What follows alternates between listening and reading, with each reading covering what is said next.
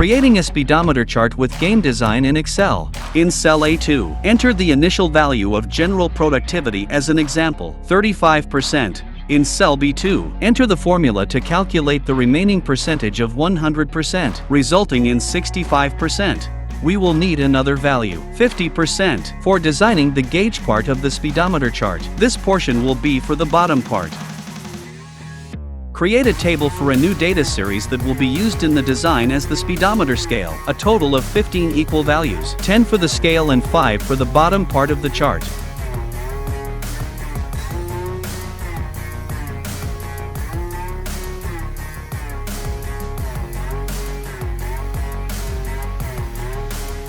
Select the range of cells and create a chart in Excel.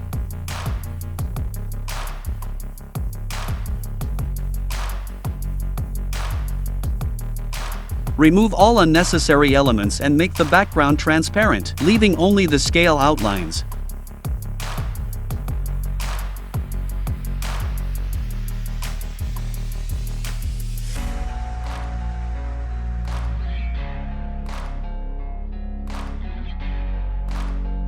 Add a new data series from the first 3 initial values.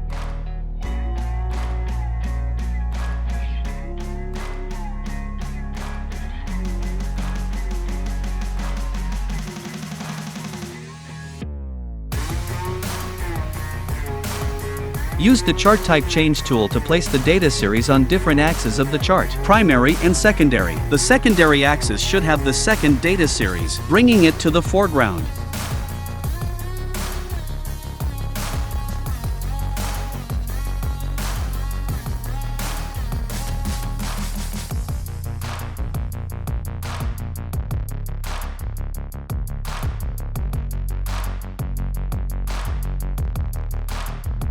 Rotate the chart by 240 degrees clockwise.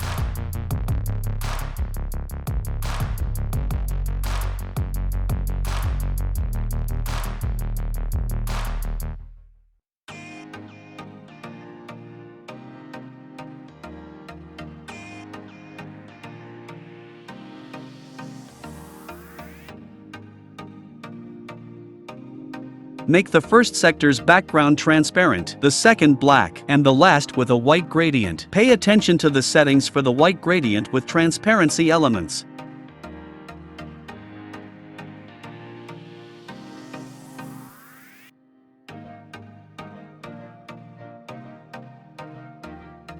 To demonstrate the gradient fill of the sector, temporarily make the background black.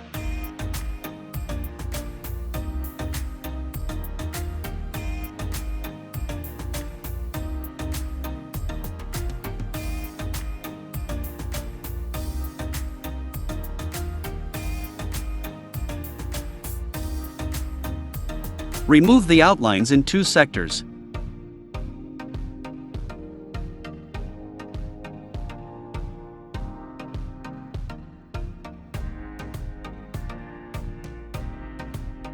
Create an oval shape to design the speedometer scale using a combination of semi-transparent shapes with different colors.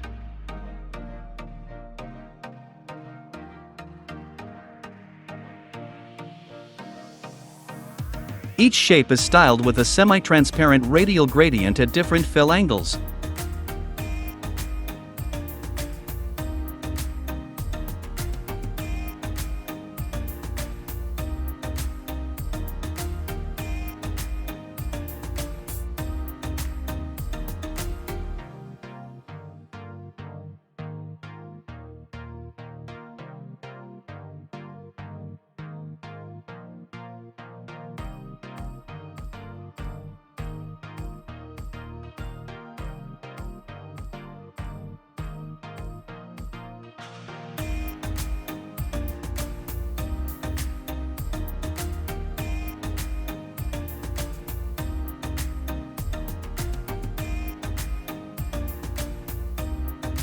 Copy the shape while holding down the Control key on the keyboard. Change the gradient color and its angle.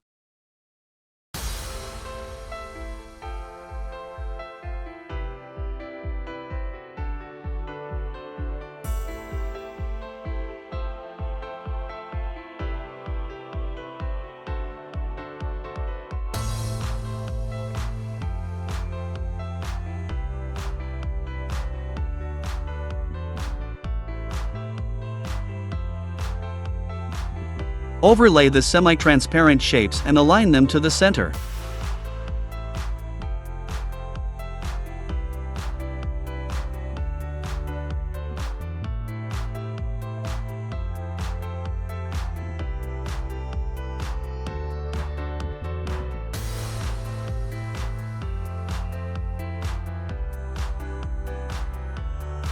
Experiment with gradient colors to achieve the best result. Note that it is important to maintain the color order with transparent fill. This affects the radial gradient style.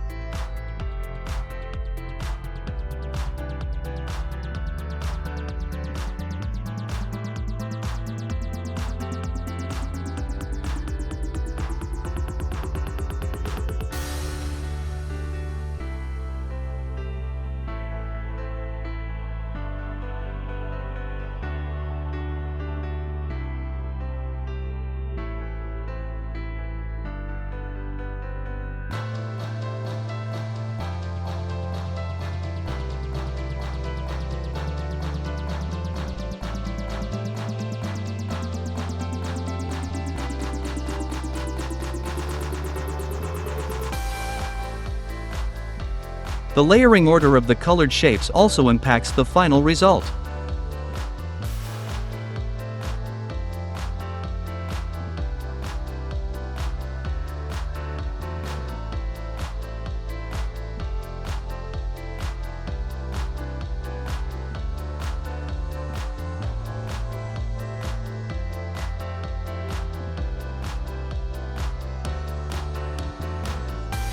Add a third oval shape in magenta for a semi-transparent gradient with a different angle and place it on the top layer. Front, maintaining the order is important.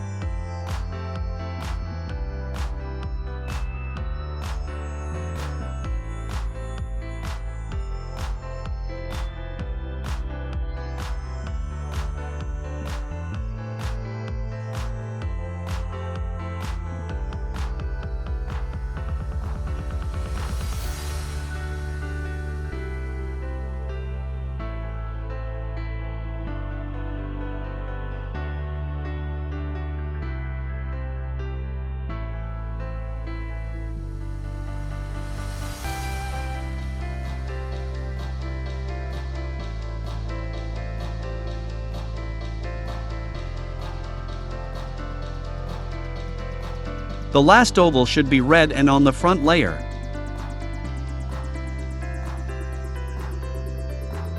Group all the ovals.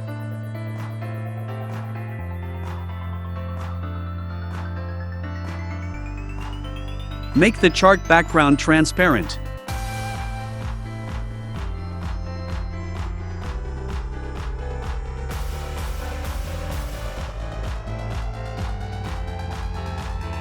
Change the positioning order of shapes on the chart so that the chart is in the foreground and the shapes are underneath.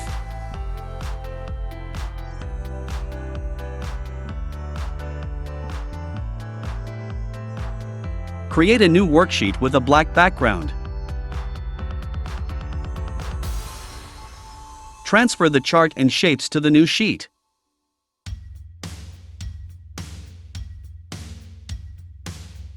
Adjust the sizes and optimize the positions of objects on the Excel worksheet.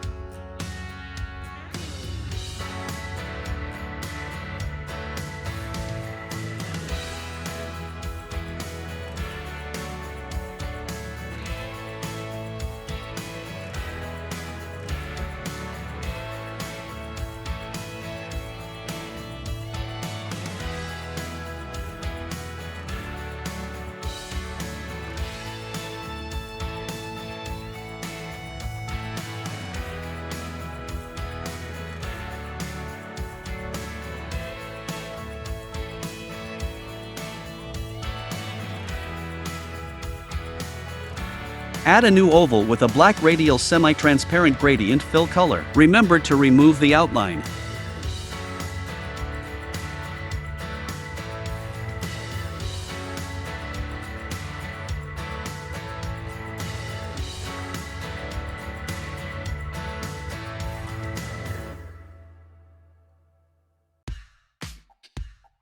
Ensure that the gradient style is centered.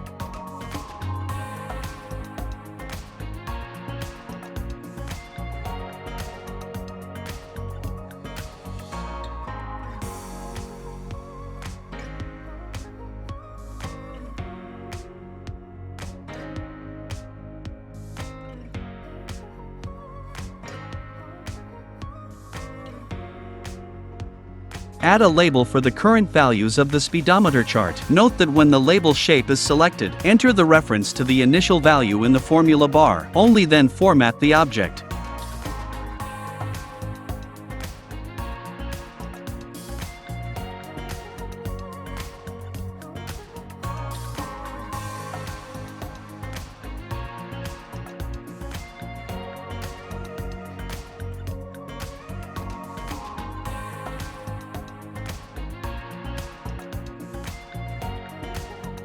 Create data for a future counter that will control the speedometer. Now, cell A5 will hold the initial value, and cell A2 will have a formula converting initial values into percentages. Since the form control element, the counter works only with whole numbers.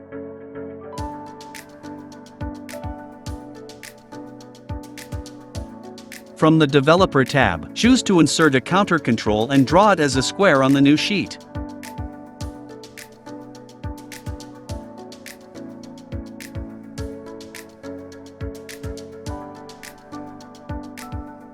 Right-click to open the context menu to specify minimum and maximum values and the reference to the chart's initial data in the counter settings.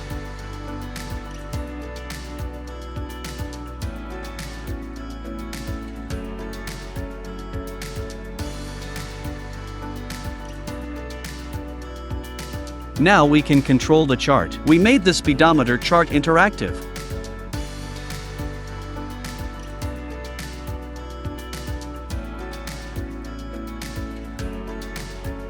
Add another useful control element to enhance and expand the chart's interactivity. To do this, create another new data sheet. On the new sheet, create a table with different initial data for 1 week. The first column is the sequential day of the week, the second is the name of the day, and the third is different values for each day.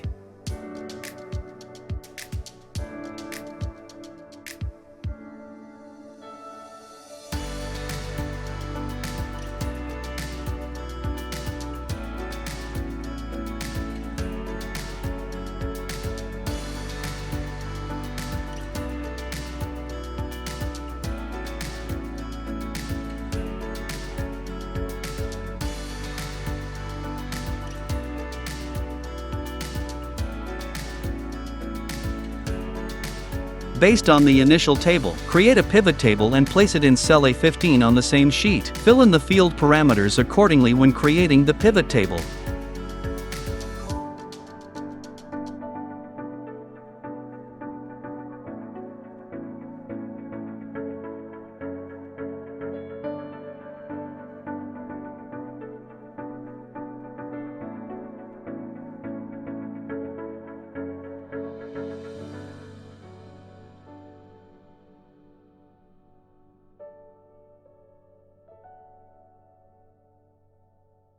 Create a formula for extracting values from the initial table based on the pivot table values for the future named range.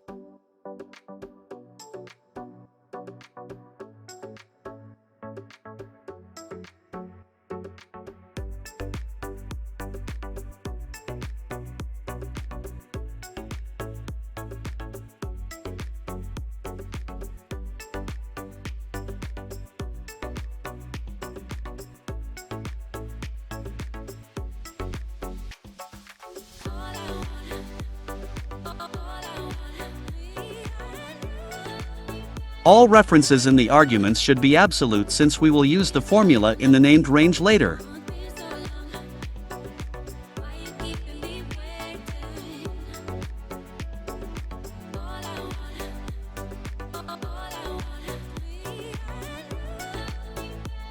Based on the pivot table, create a pivot table slicer and chart control. To do this, create a slicer from the Insert menu. The Excel cursor must be in the pivot table range to be active when creating the slicer.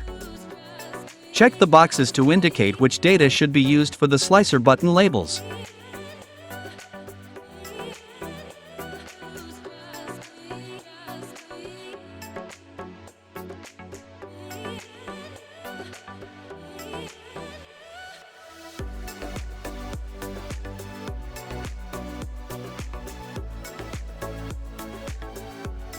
Test the formula's functionality.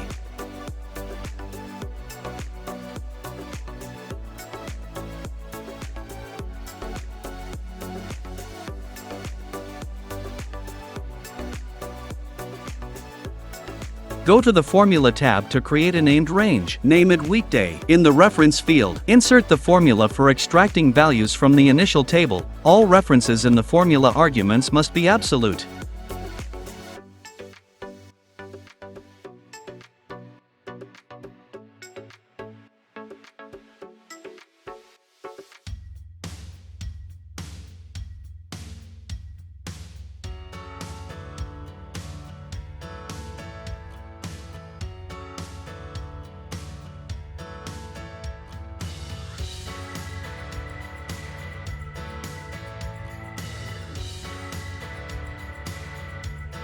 In the counter settings, change the reference to the named range Weekday.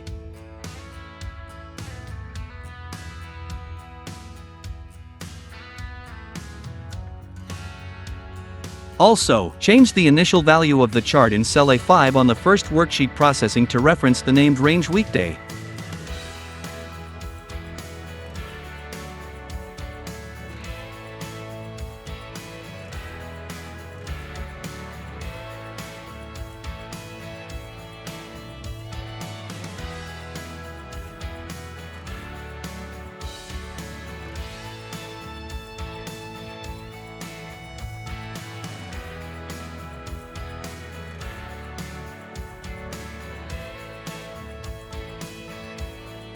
Transfer the slicer and style its appearance. The slicers are styled using the template settings on the Slicer tab. Therefore, we need to duplicate the already created template to get its copy and modify it. Then specify it as the template used for the slicer.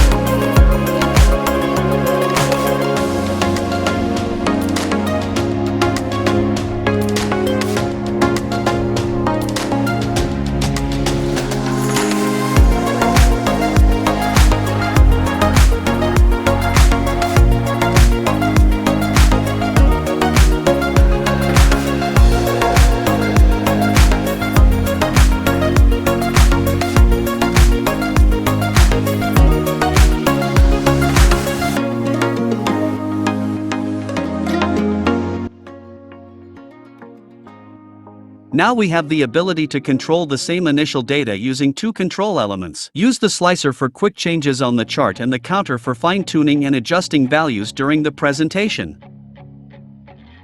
Download the ready-made game design speedometer chart template using the link in the pinned comment to the video.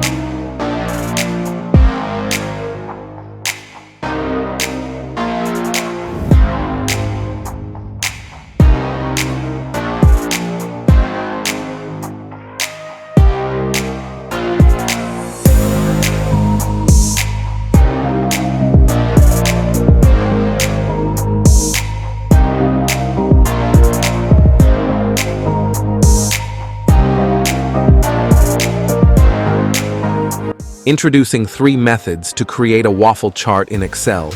We will go step by step, from simple to complex. The first example involves creating a waffle chart using a masking technique.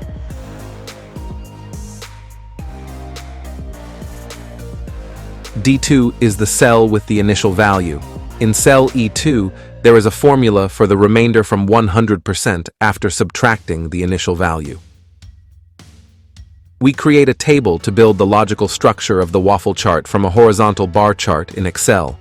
The first column represents steps. The second column contains a formula that converts the horizontal bar chart into a waffle chart.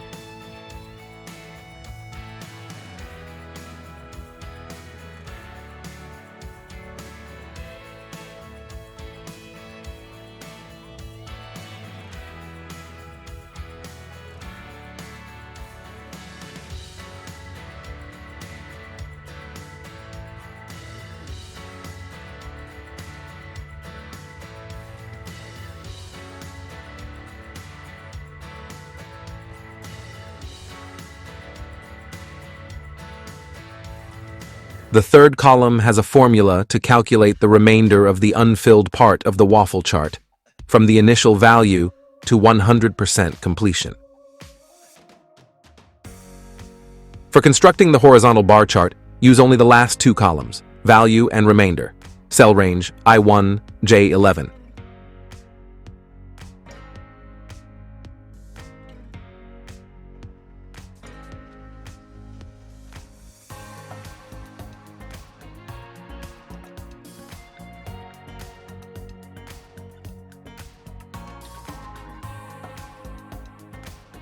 Set fixed minimum and maximum values for the horizontal x-axis within the range of 0% to 100%.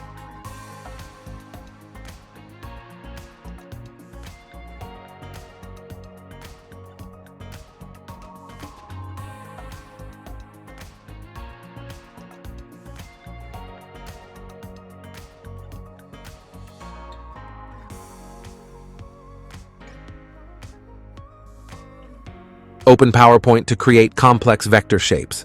The shape editor capabilities in PowerPoint are more advanced than those in Excel.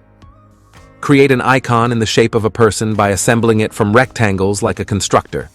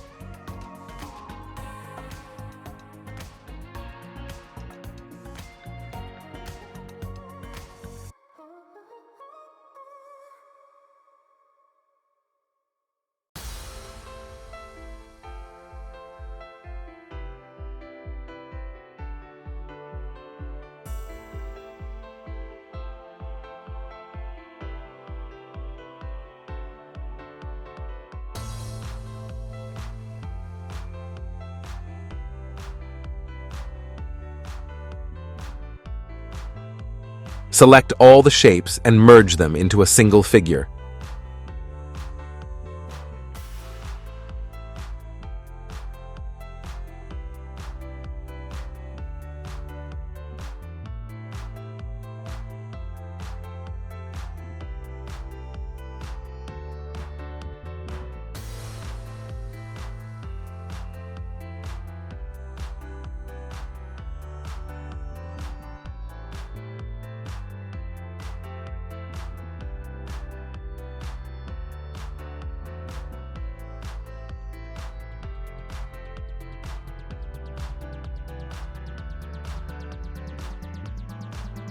Create an entire army of these person icons, forming a legion of 100 people, arranged in a 10x10 grid.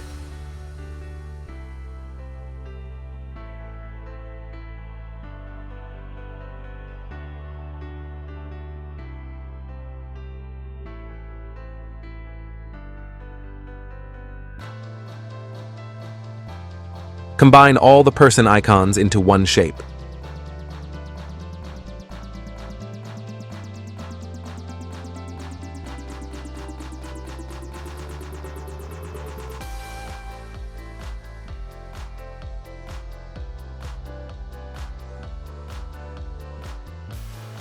Create another shape in the form of a rectangle with rounded corners.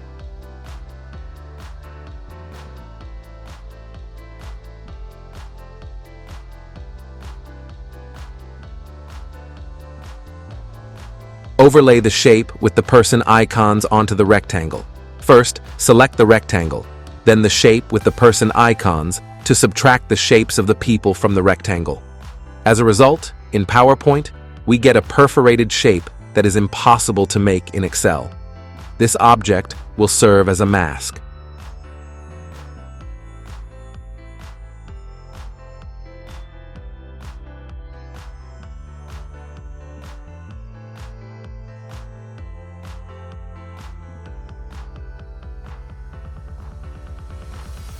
Color the mask with stylish gradient colors.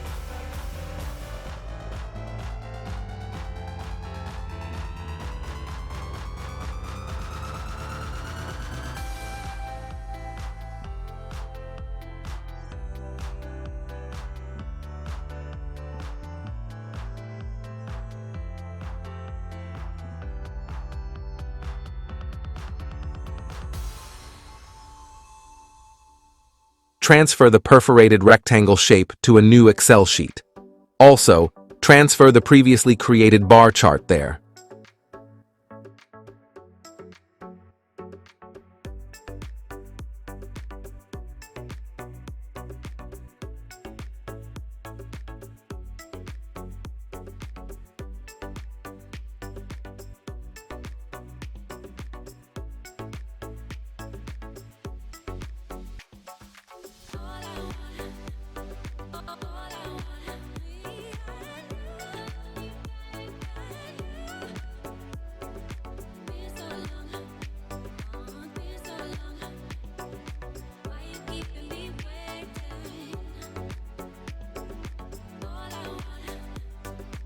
Adjust the size and decorate the bars of the horizontal bar chart with colors.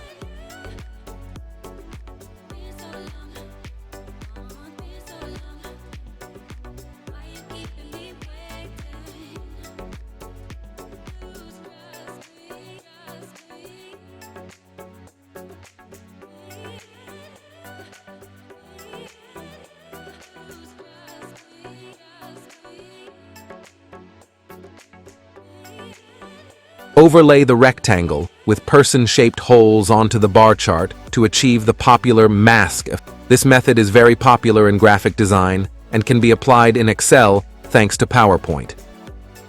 Add a control element for the waffle chart. First, select the cell for the initial counter values. Link to the initial counter value using a formula that converts the value inversely.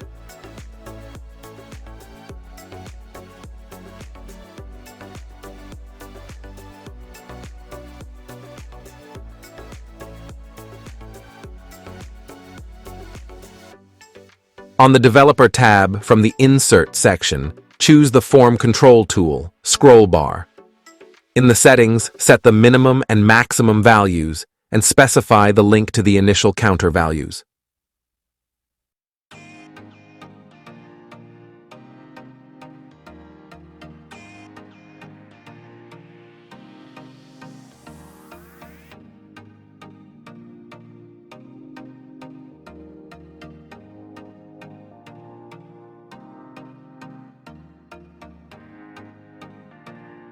Check the functionality of the waffle chart.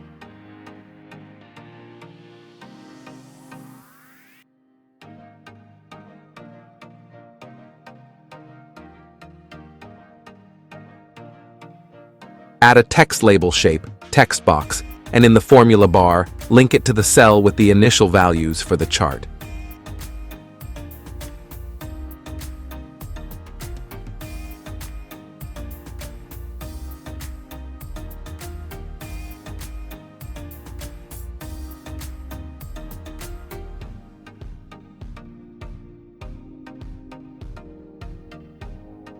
Based on the initial chart values, create a vertical bar chart for informative composition of the waffle chart data visualization presentation.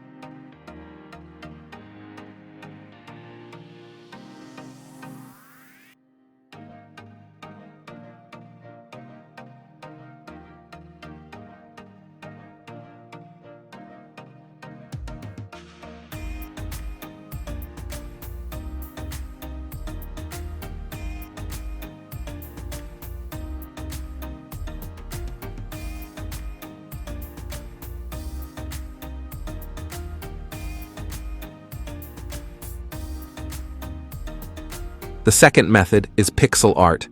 Creating a waffle chart using the pixel art method is significantly more complex. However, it offers more possibilities.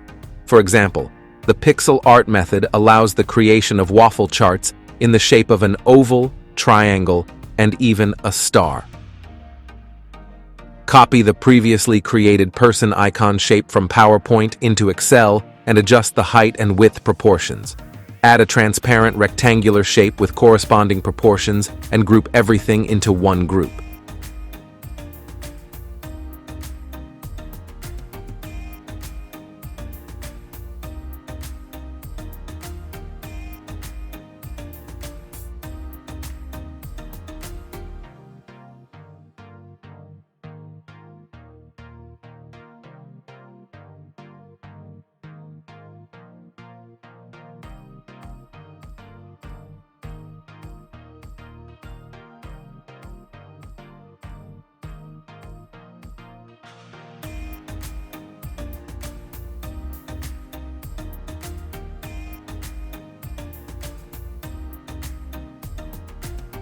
In cell C2, enter the rectangle special character using the Alt code entered by pressing the key combination Alt plus 219.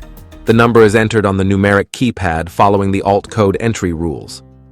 Create a text box object and in the formula bar, link it to cell C2, where the rectangle special character is located.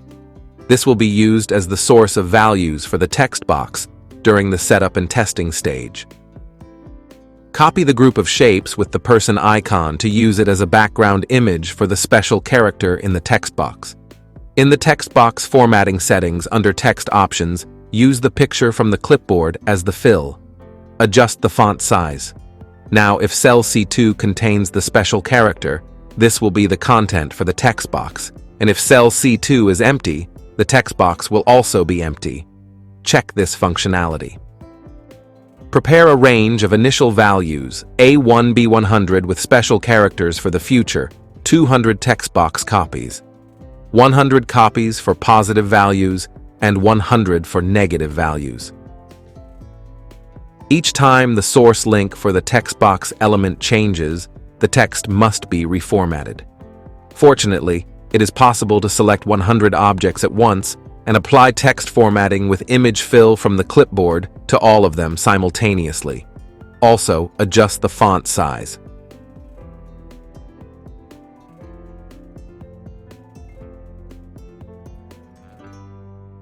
Transfer the text box to a new sheet and check the formula bar for the cell reference. It should be an external reference to another sheet. Processing. If necessary, change the reference and format the text in the text box accordingly.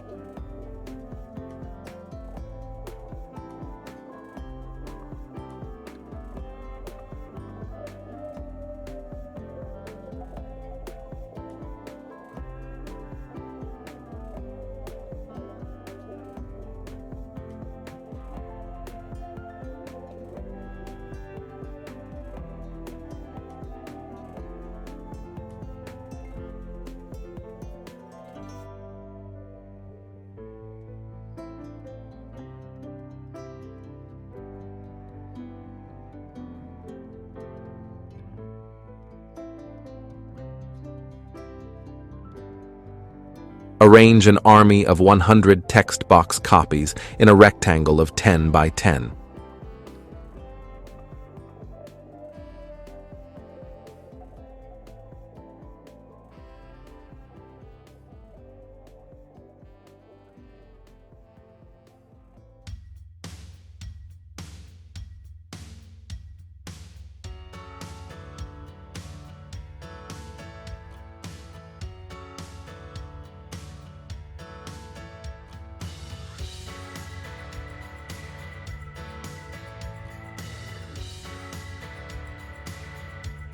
Create a rectangle with rounded corners and dimensions, as in the previous example. Also, copy the shape formatting from the previous example's rounded rectangle.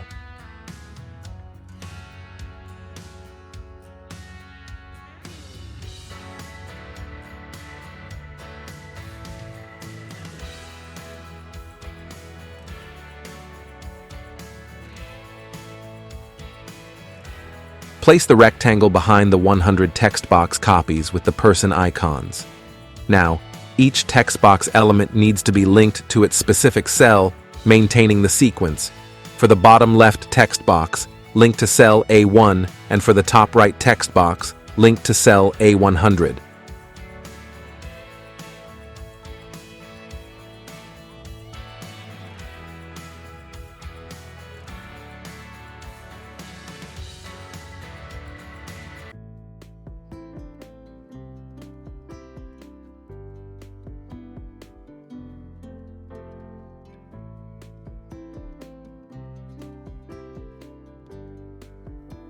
Group the entire legion of text boxes into one group and copy it.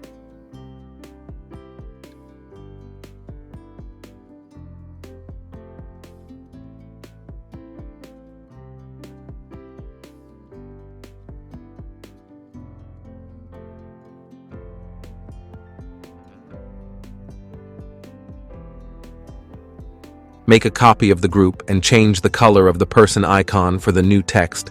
Fill with the special character from the clipboard.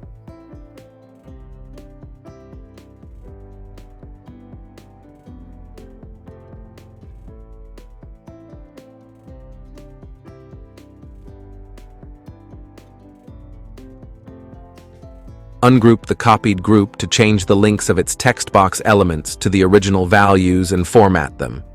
Maintain the correct sequence in the links as well. For the bottom left text box, link to cell B1, and for the top right text box, link to cell B100.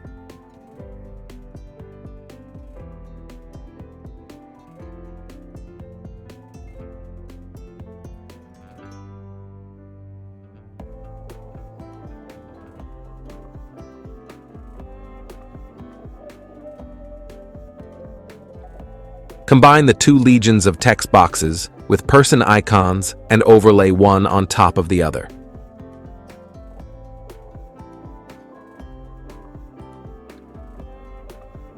In the range A1.B100 of the initial values for the two legions of text boxes, change the special character values to formulas with conditional logic for inserting the special character.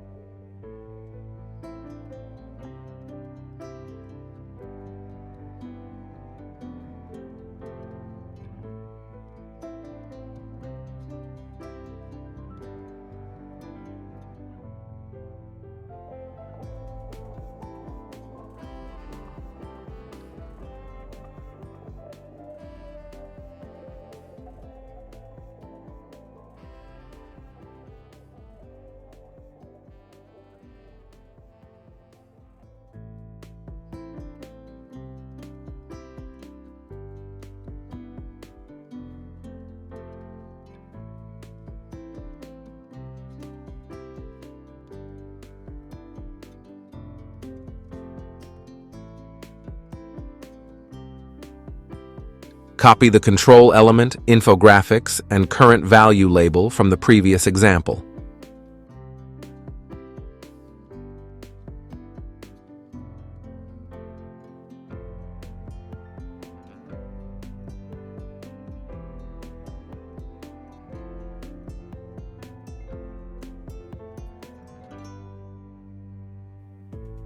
At first glance, the result of the pixel art method looks no different from the previous mask example.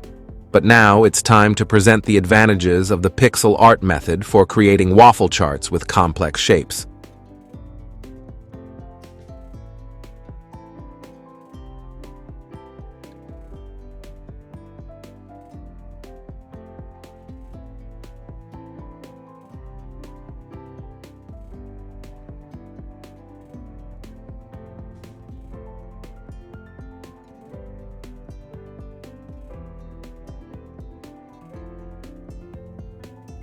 Copy the group of the text box legion to create a future alternative waffle chart.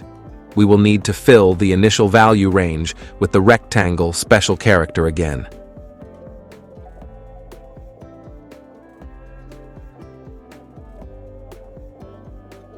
Ungroup the copy of the group. and place an oval shape under it.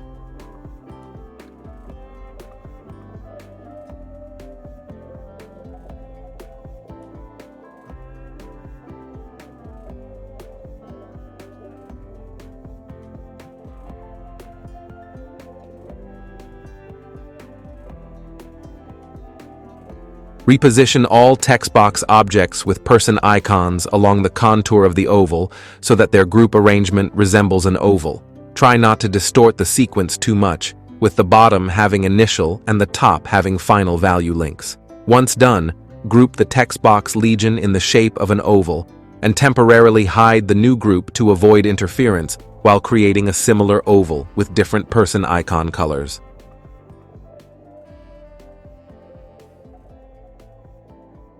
Copy the group again, but with a different color, and repeat the same steps to create another oval from text box objects.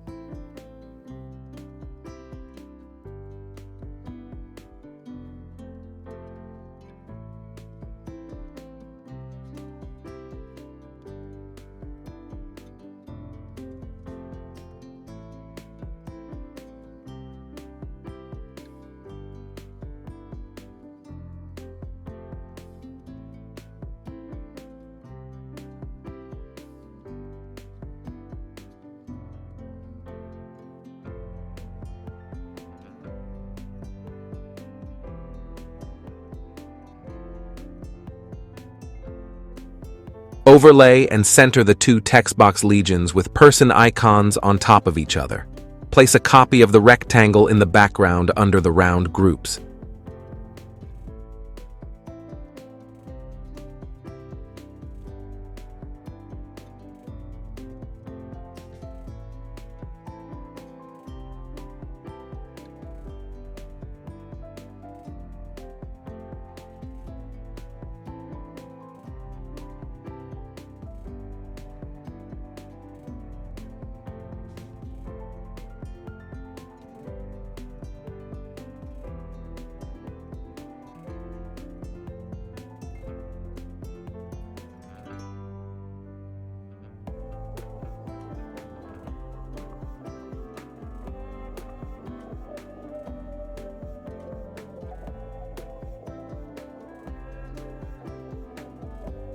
Test the functionality of the two waffle chart shapes.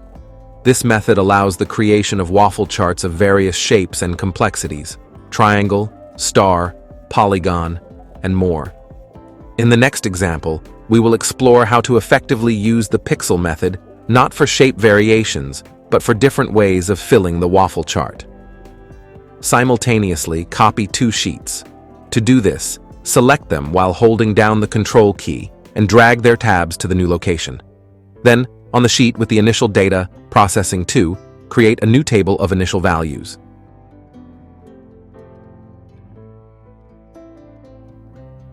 We will need a sequence of natural numbers perfect squares: 1, 4, 9, 16, 25, 36, 49, 64, 81, and 100.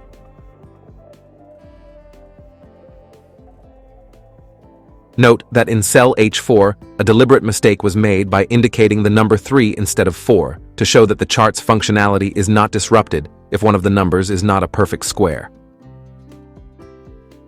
Add a column with formulas in the range C1, C100.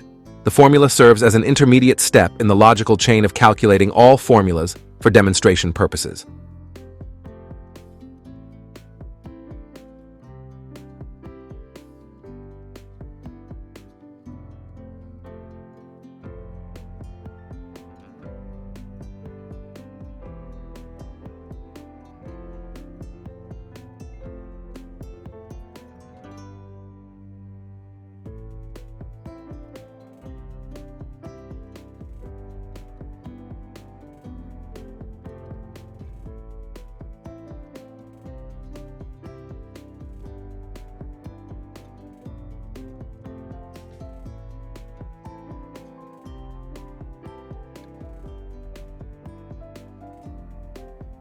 The cell range of initial data for all text box legions will now contain different formulas.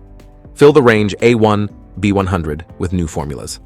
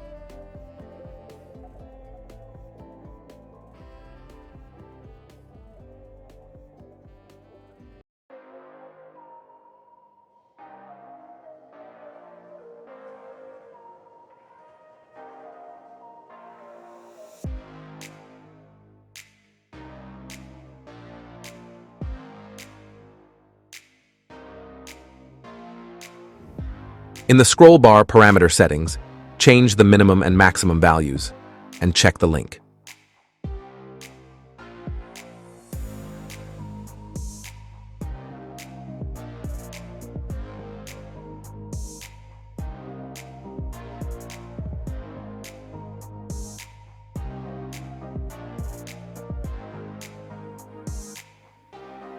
Test the new method's functionality. Now, the waffle chart area is filled in a unique way. In the left example, the filling starts from the corner, and in the right example, it's random. Such filling styles can be customized using formulas in different ways. For example, in the shape of a heart or even text. The pixel method is more complex but offers wide possibilities for your imagination.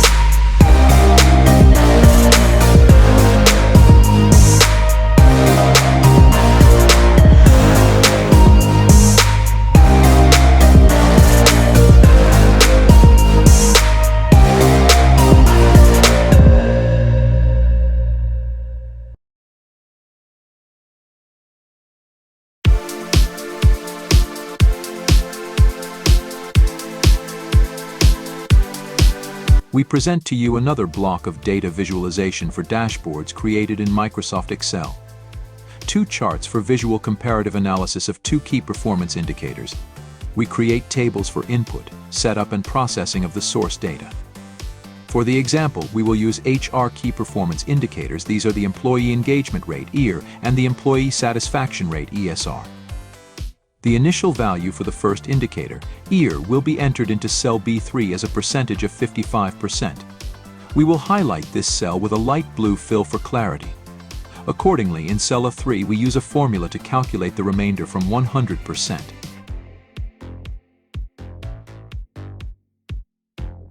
We will also need formulas to calculate the positions on the XY-axis of the chart's decorative roundings. Their positions will change accordingly as the chart changes around the circle. Therefore, we use sine and cosine calculation functions in the formulas.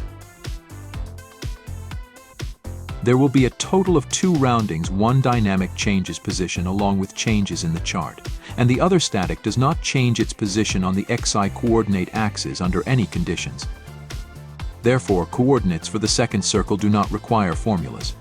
For now, let the static values for x be 0 and for y be 1. We create a pie chart based on the values in cells A3.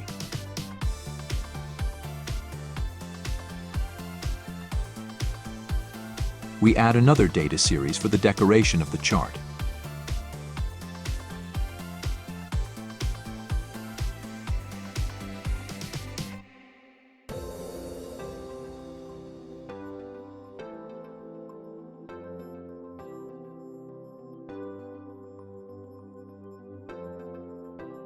Now we need to select the second data series and change its chart type to scatter.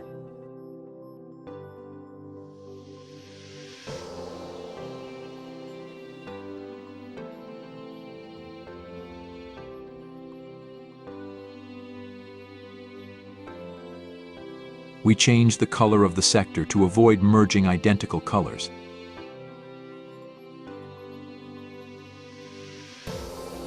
We set the minimum and maximum values for the horizontal and vertical axes of the scatter chart.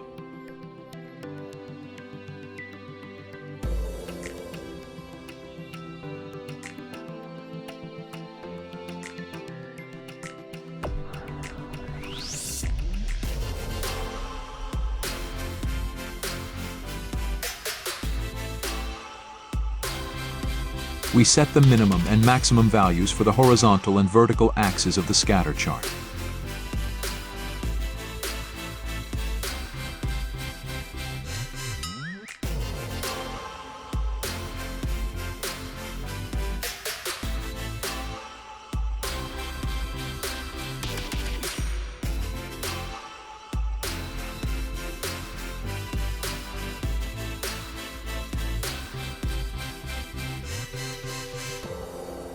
Now the roundings have found their respective positions on the grid of the combined chart. We remove all unnecessary elements.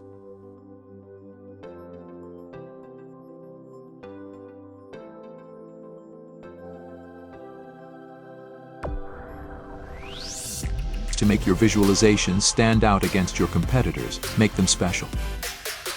For example, the chart can be tilted slightly clockwise, about 30 degrees. As you can see, now we need to optimize the position of the circles, as under such conditions they have lost their respective positions on the pie chart. To do this, in cell A4 we add 1/12 of the 100% value from cell A3. After all, 30 degrees is 1/12 of 360.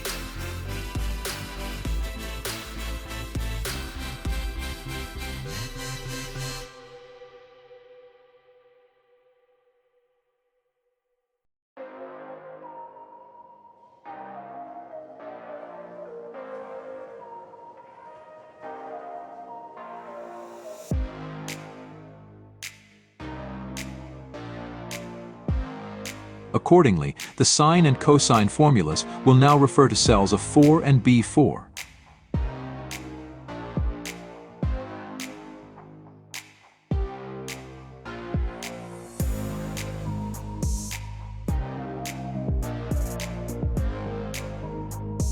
We will also correct the static coordinate values.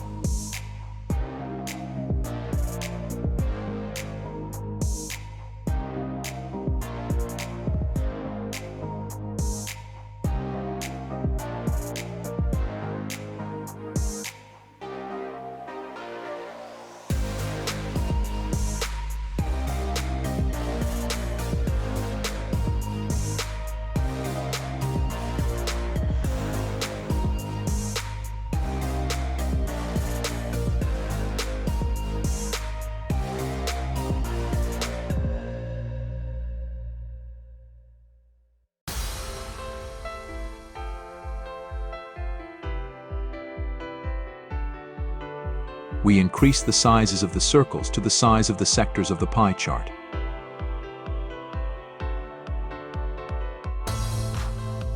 We change colors and adjust the appearance of the chart.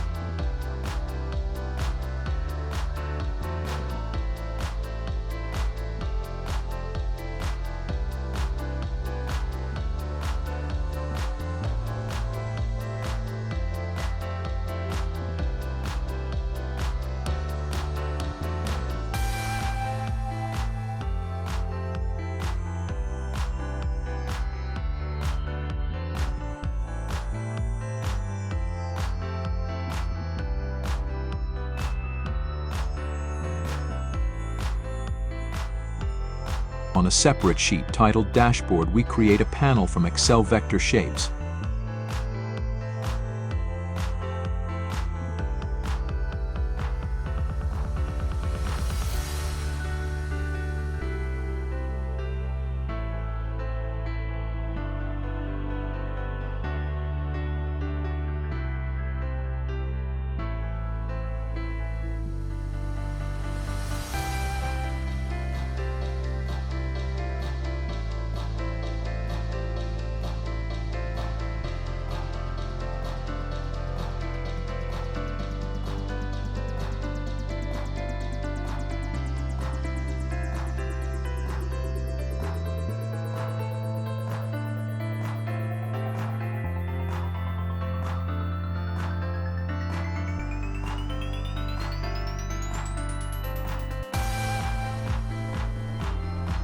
All gradient colors are shown on the screen, as well as their direction and position parameters.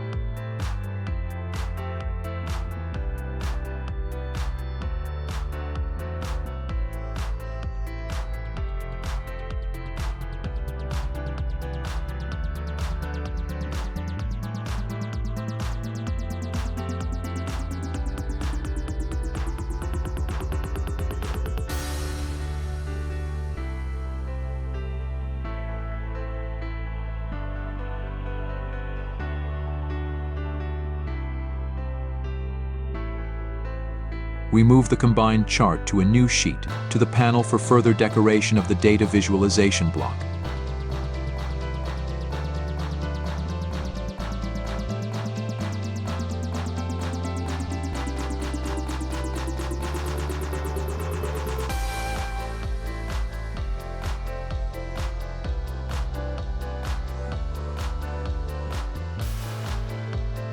We add an oval and create an inner shadow to create a depth effect on the panel.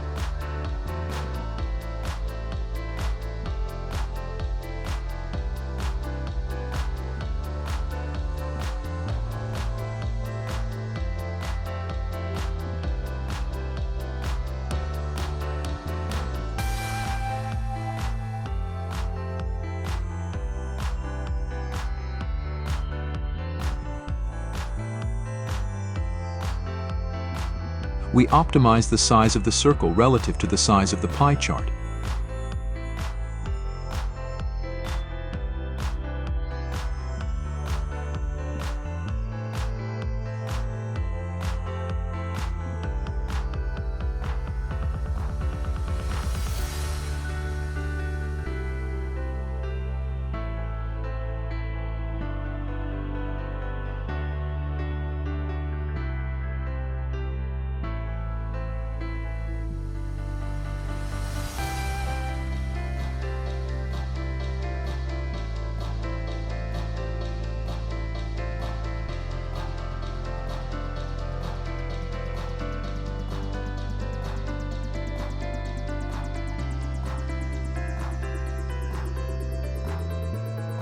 We move the circle with the inner shadow to the background and center it under the chart.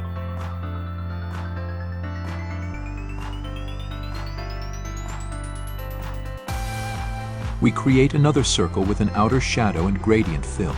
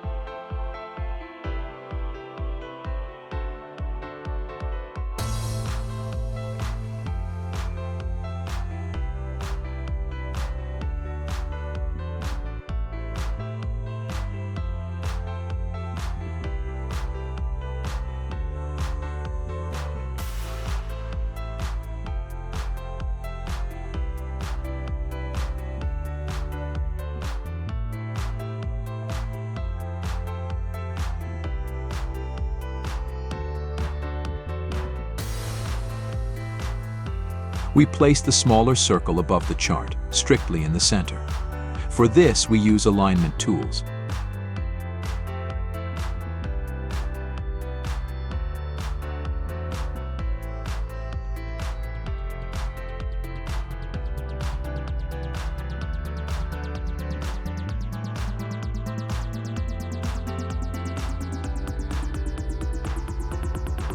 We add a text label, and in the formula bar, reference the cell to display its respective values.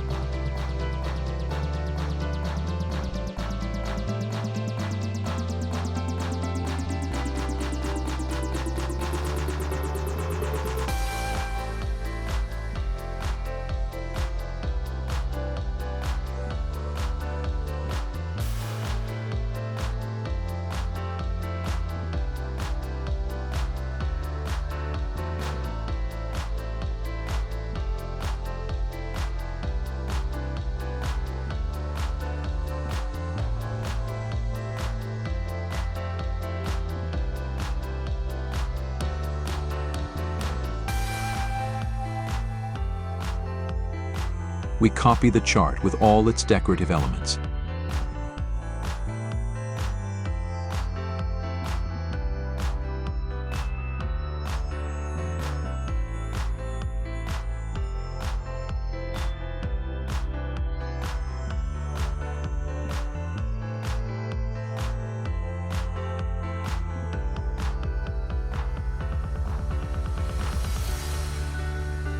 We copy the table to create a second chart.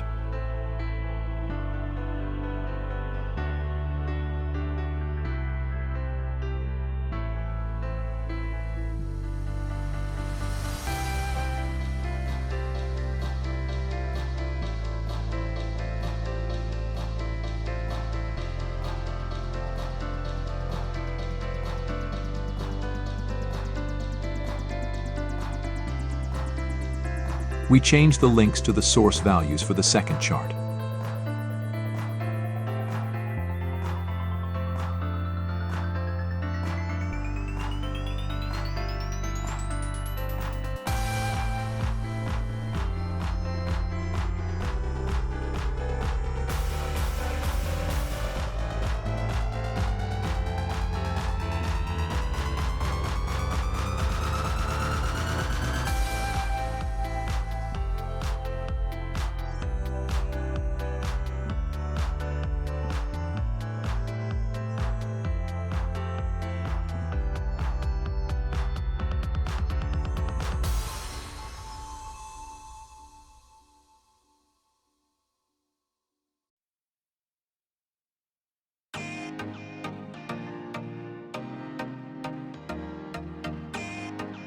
We set new colors and gradients.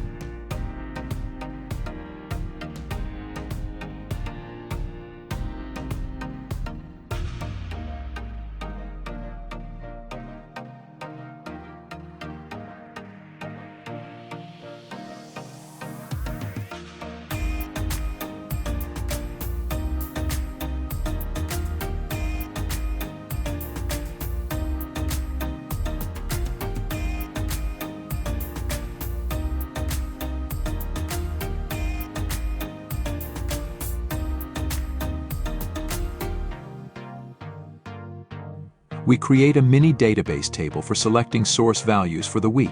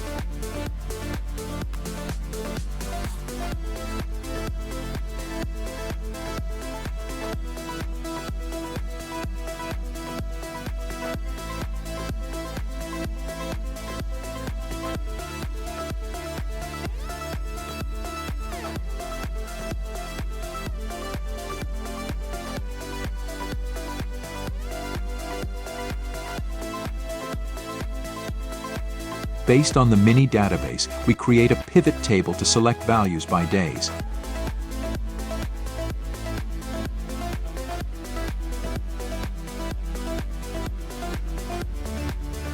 Using links, we connect the final values of the pivot table to the source values of the charts.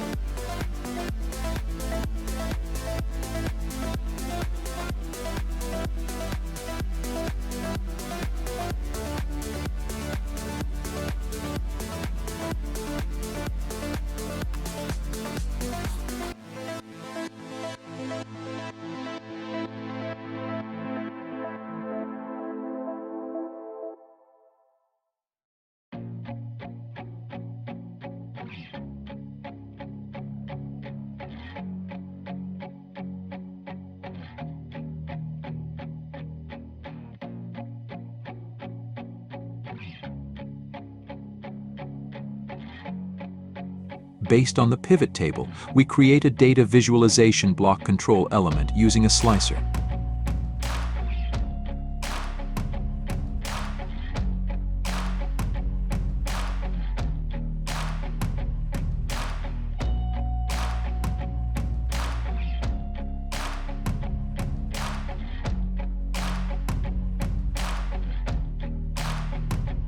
We design the appearance and design of the slicer panel.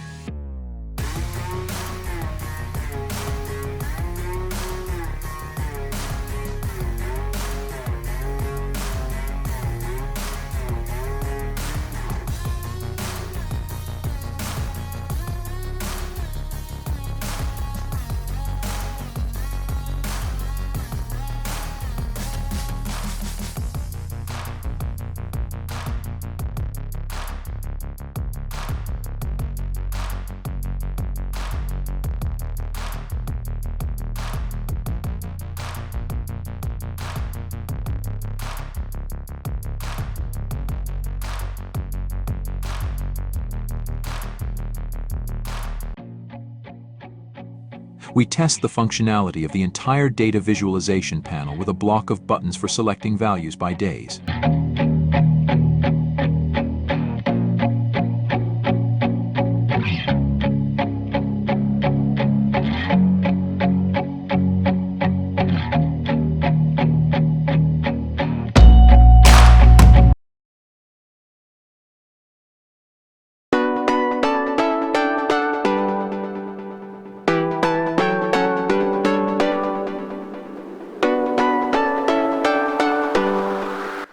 Let's create a data visualization object for an HR dashboard consisting of two sections. The first section will display key performance indicators, and the second section will provide a detailed analysis of the trends in these indicators on a weekly chart. First, we'll create a table with the initial values for the key performance indicators section, which includes the ratio of job vacancies to resumes. The table will have 3 columns. The first column contains the initial values, the second column provides spacing for decorative chart design, and the third column shows the remainder to 100%.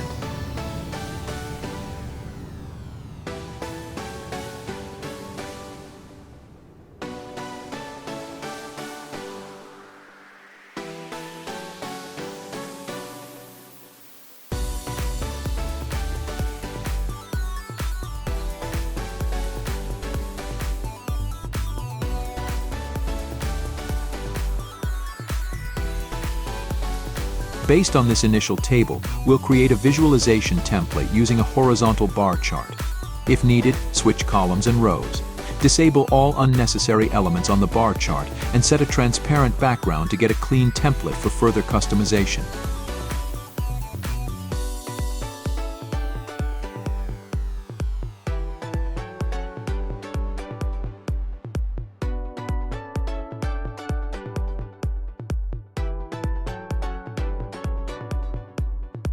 Next, we'll create 2 oval shapes to fill the middle section of the bar chart.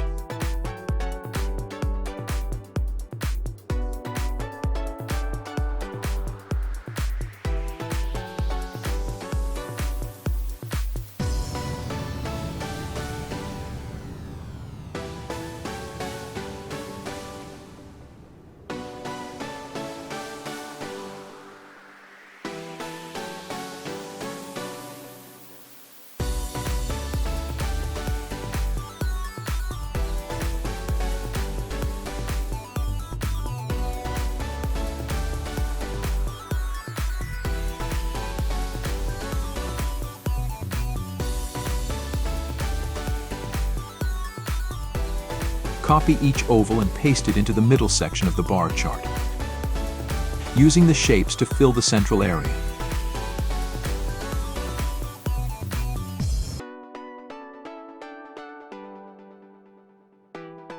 Make the first left part transparent and fill the third right part with a black color at 30% transparency.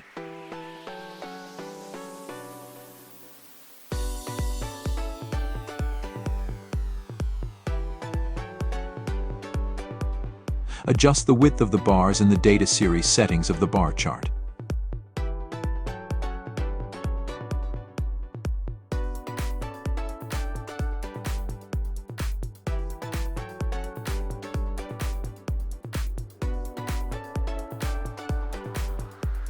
On a separate dashboard sheet, create a rounded rectangle shape. Set the height to 5.7 inches and the width to 6.4 inches.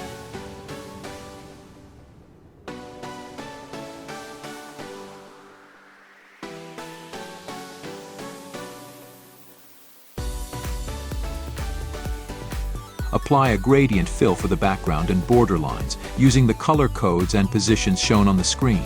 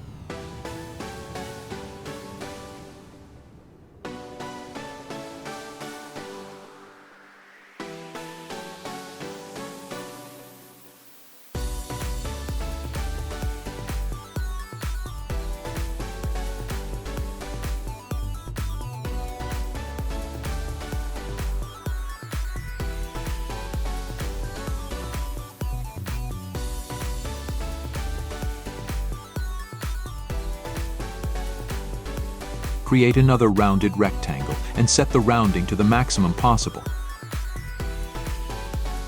Fill it with black to highlight the scales of our future progress bar chart against the dark background.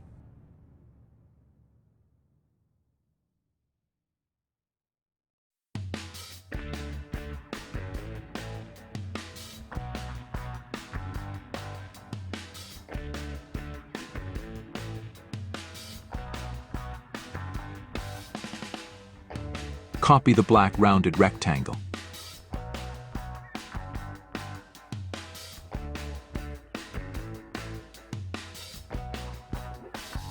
Construct the progress scale using regular rectangles.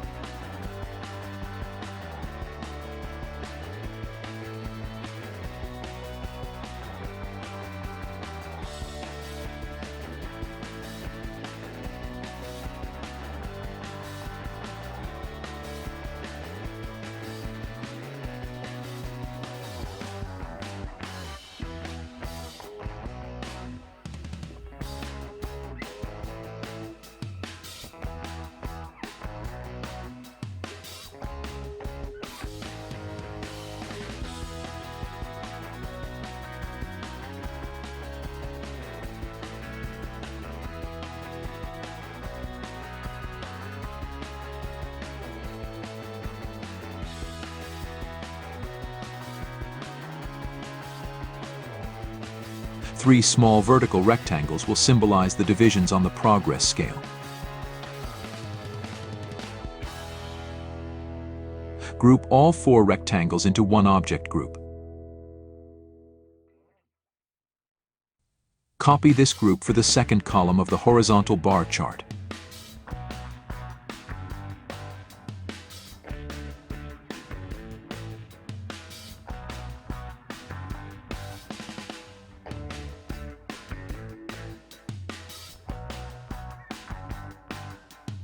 Transfer the progress chart template to the dashboard sheet. Overlay the template on the scales and align all objects relative to each other logically according to the design. Also optimize the bar chart size to fit the decorative chart elements. Adjust the bar widths as needed to match the object sizes and spacing.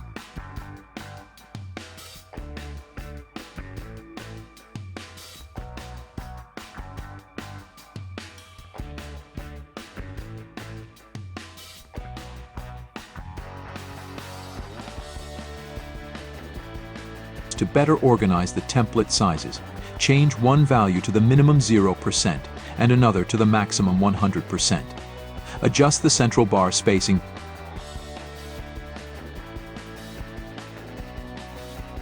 by linking it to a cell on the dashboard sheet and fine-tuning the spacing to fit the design geometry.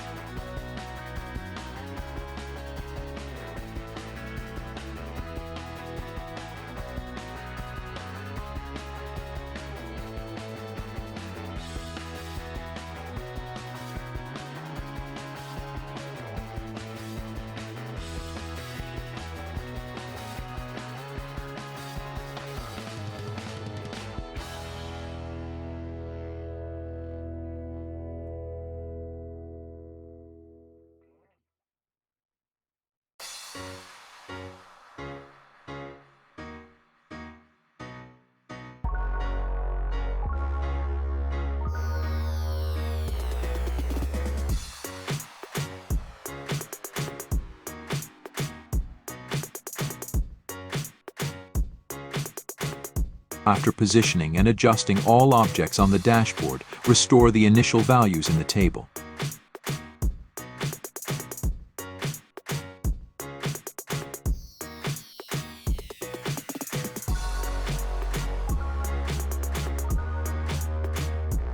Add a text label linking to the table name and format the label's appearance.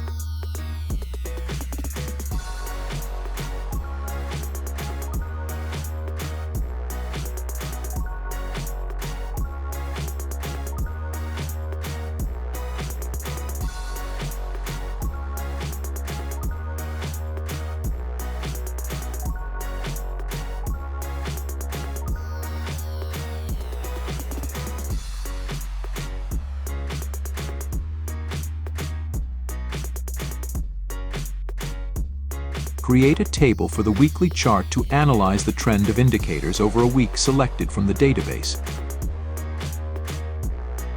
It will have two columns for two types of values, and the first column starts with a start value, not the first day of the week.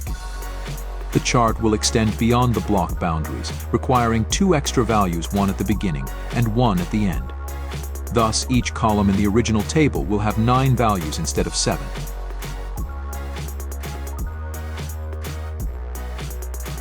Initially, fill the table with random values for example purposes.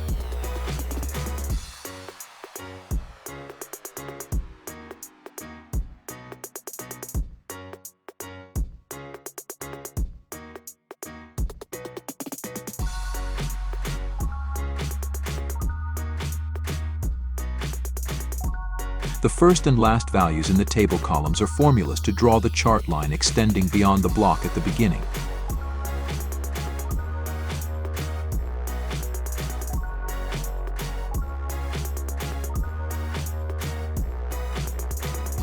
Highlight the range B2C11 in the table and create an area chart.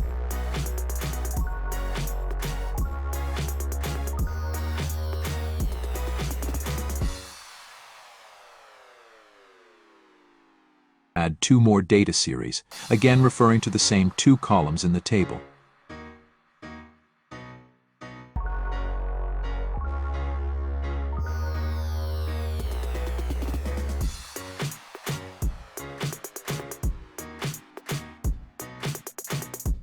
Change the chart type for the 2 added series to a line chart with markers.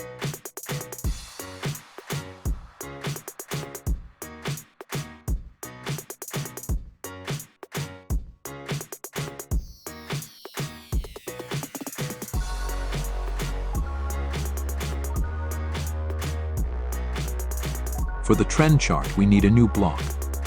Copy the block on the dashboard sheet and slightly change the gradient fill color to differentiate the 2 blocks visually.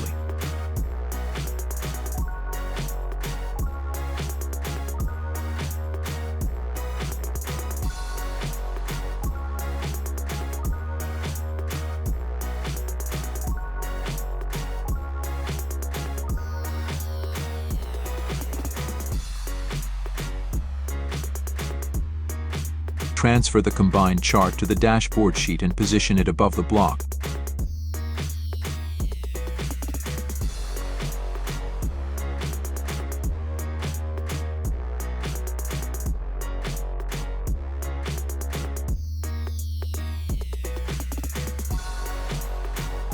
So that its first and last values extend beyond the block boundaries, adjusting the chart size accordingly.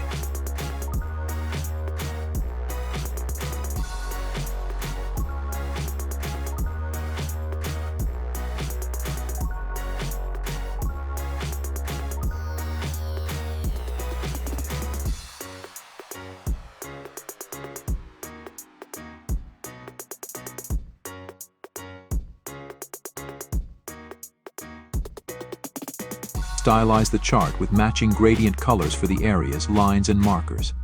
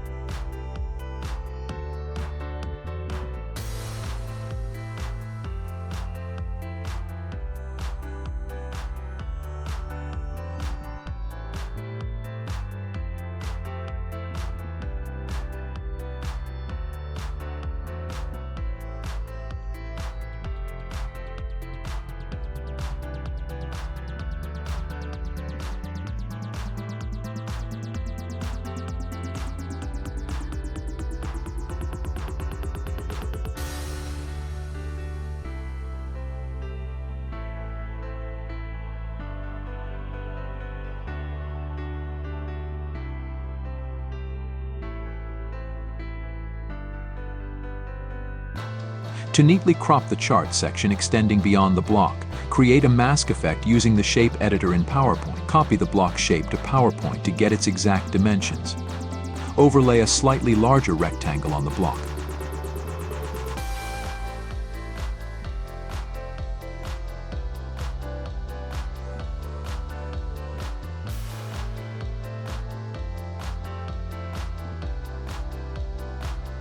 Select both shapes, center align them, and use the Combine tool to subtract the block shape from the rectangle, creating a new shape with a hole in the center matching the block's size. Copy the mask shape from PowerPoint to Excel and carefully overlay it on the block. Align the mask and enjoy the refined look.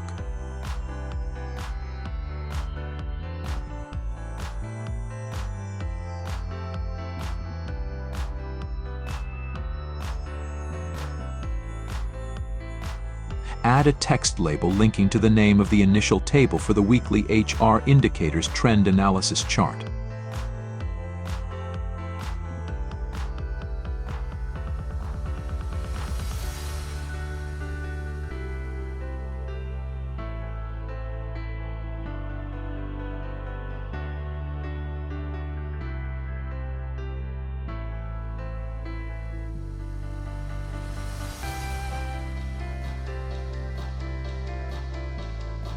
Link the charts to the database.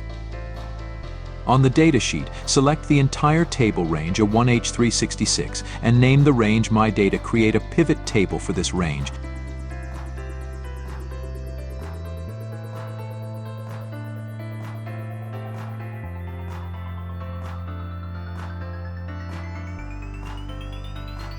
Specifying My Data as the data source and placing the pivot table on the control sheet in cell A3.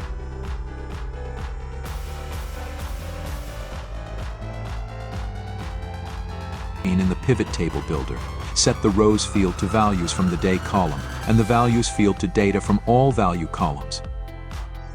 We need another pivot table for selecting values from the database based on conditions. Copy the first pivot table to cell A15. In the second pivot table builder, change the rows field to month.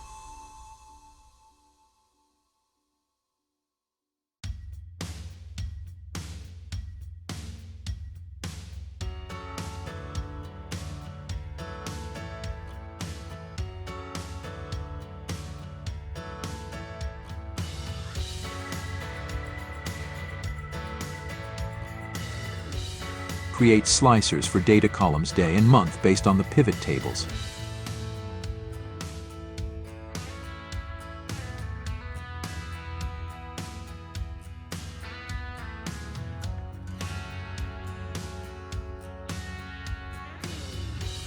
Connect the day slicer only to the first pivot table and the month slicer to all pivot tables.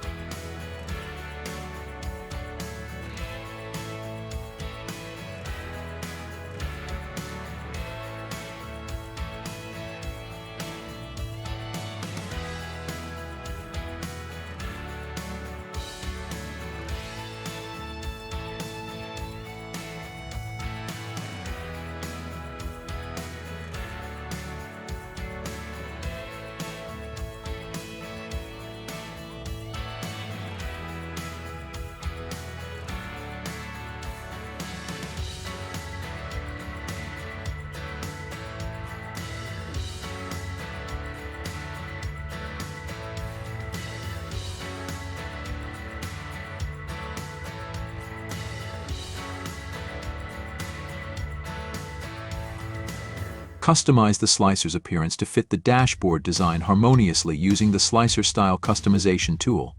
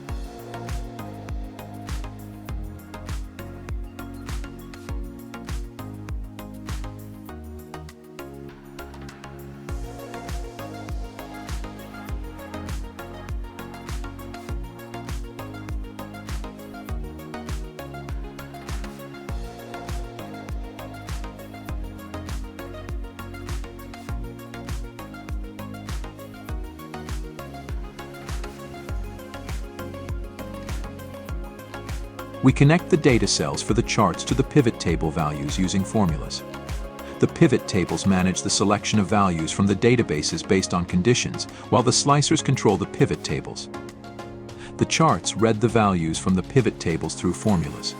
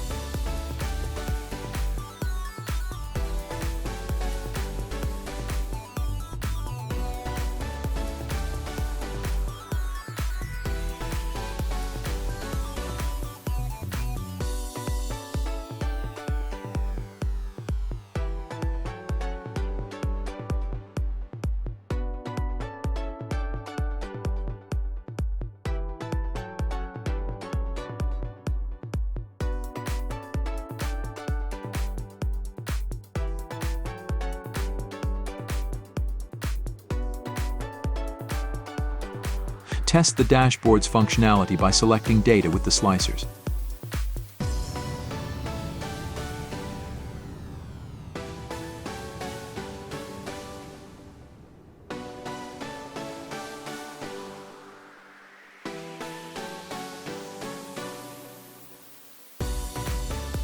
In this example, we learned to create a constructive data visualization design for both key performance indicators and dynamic values. Both sections can be added to dashboards to present HR metrics.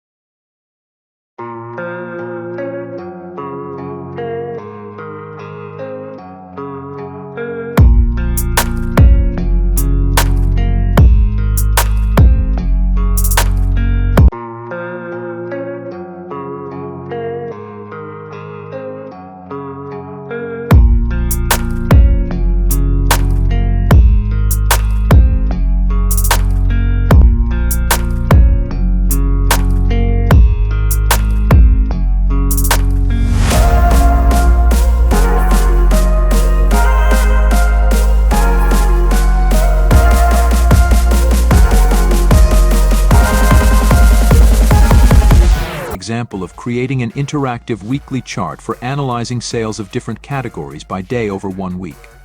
The large, daily, external bars on the chart represent the sum of small intraday bars of sales quantities for each category. On one combined chart, we can visually analyze data for each day of the week. This chart is very convenient and often used in practice. It effectively visualizes data.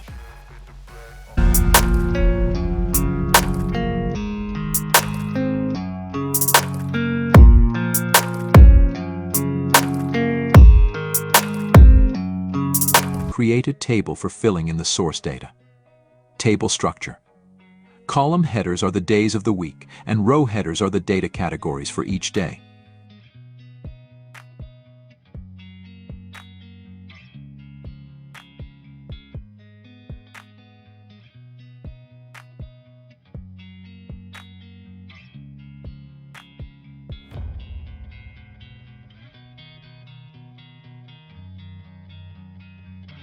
To start creating the chart template, fill the table with random data.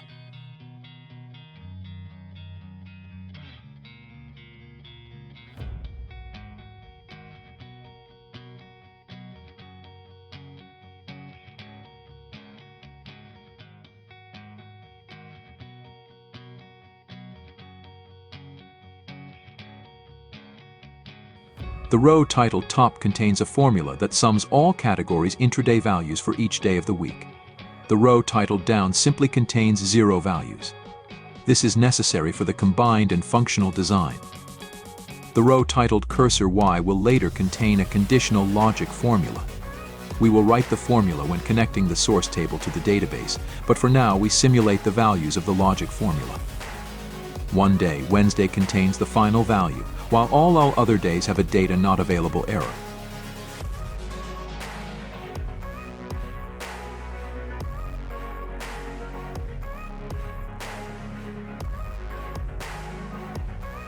Select all the values in the table to create the combined chart template. Choose the tool Insert Charts 2D Column Clustered Column.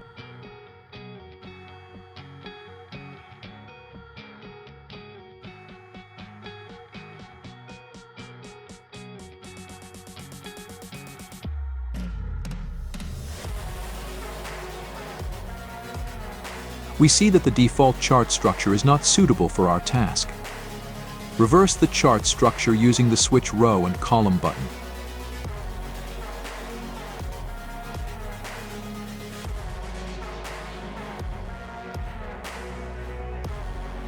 Now the data structure on the chart is organized according to our task requirements. For the data series titled Top, change the chart type to a line graph. Similarly, do the same for the data series Down, changing the chart type to a line graph.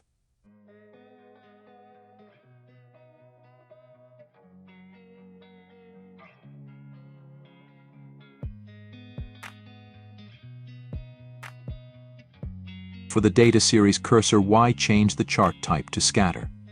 As a result, unnecessary auxiliary vertical and horizontal coordinate axes have been added to our chart template. Disable them using the Change Chart Type tool. In the Combo section, uncheck the boxes in the secondary axis column for all data series, and click the OK button.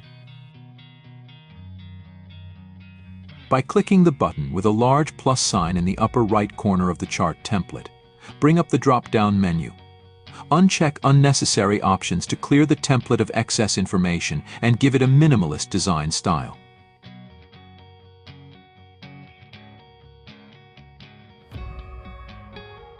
Now select the top data series and check the last option in the drop-down menu up and down bars. Next, bring up the additional parameter settings window format data series and set the gap width between bars to 3%.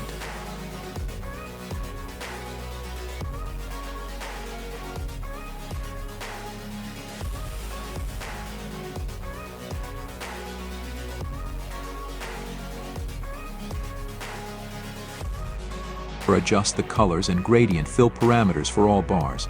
Pay attention to the color codes.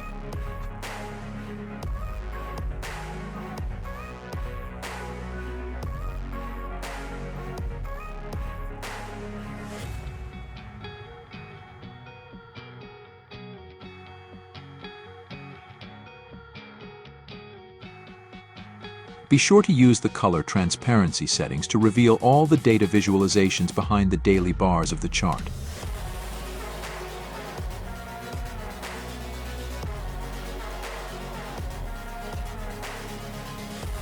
On the new sheet dashboard, set a black fill background for the entire sheet and create a large rounded rectangle shape for the chart panel design.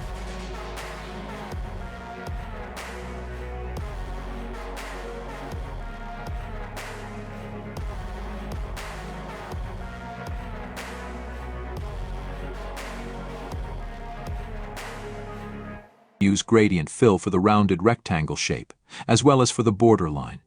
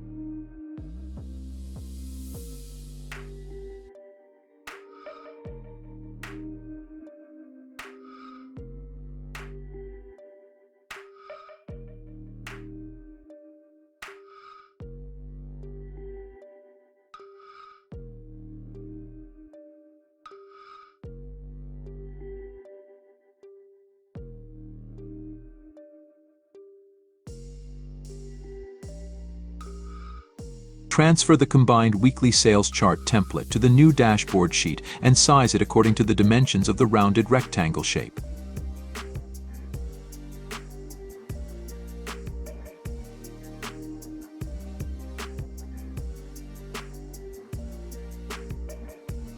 Customize the design of the interactive weekly sales analysis chart.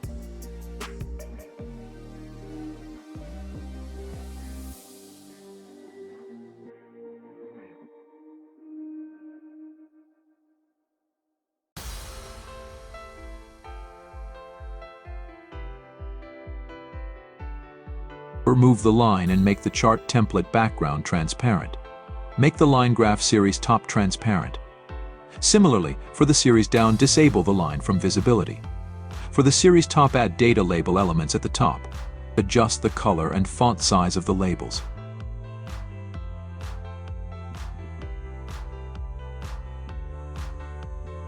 It's time to work on the cursor design for the weekly sales chart. Select the data series cursor Y and add the rarely used option error bars from the drop-down menu from the plus sign. But add it not with the checkbox but with the drop-down sub-menu and the option More Options. Note that by default horizontal X error bars are added, but we are interested in vertical ones. Therefore, select Y error bars from the drop-down list of Excel's current selection tool group. Next, in the additional parameter settings window, error bar options in the error amount section. Select the custom option and click the Specify Value button to specify the reference to the range of values in the source table in the negative error value row cursors Y that is processing $B $10 H $10. The first field positive error value should be completely empty. Then select the horizontal bars with a single mouse click and press the Delete key on the keyboard to delete them. It is also very important in the additional parameter settings window error bar options. In the vertical error bar section to select the direction option minus. Set the error bar line width to 125 points and give the cursor its own special gradient fill that will highlight the cursor against the background of the daily bars. In the cursor's gradient fill settings, the colors should also be semi-transparent to not obscure the visibility of the intraday bars of the weekly sales chart.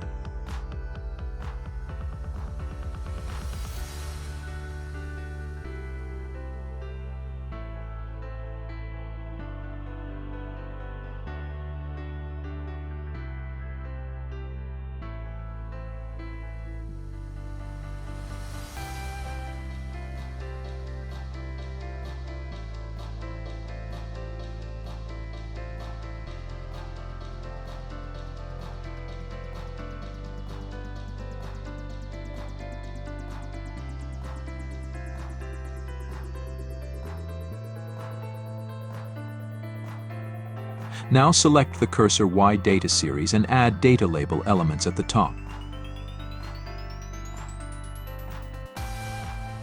After that, right-click on the cursor data label area, and from the context menu that appears, select the Change Data Label Shapes option. A drop-down menu with the Data Label Shapes panel will appear. There, choose the rectangle rounded corner shape to style the cursor data label. The font size of the cursor labels should match the font sizes of the other data labels on the chart. To change the sizes, you need to double-click on the label shape.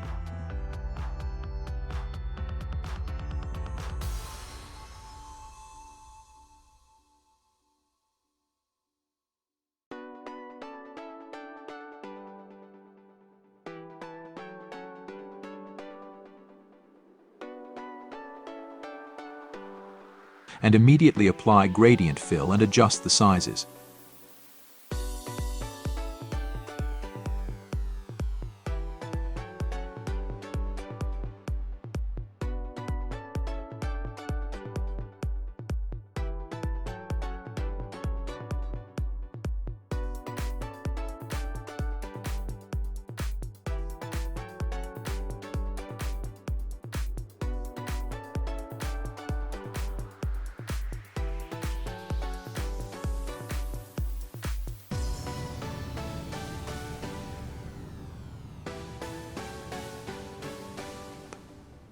The cursor series marker itself can be hidden from view by disabling its background, fill, and border.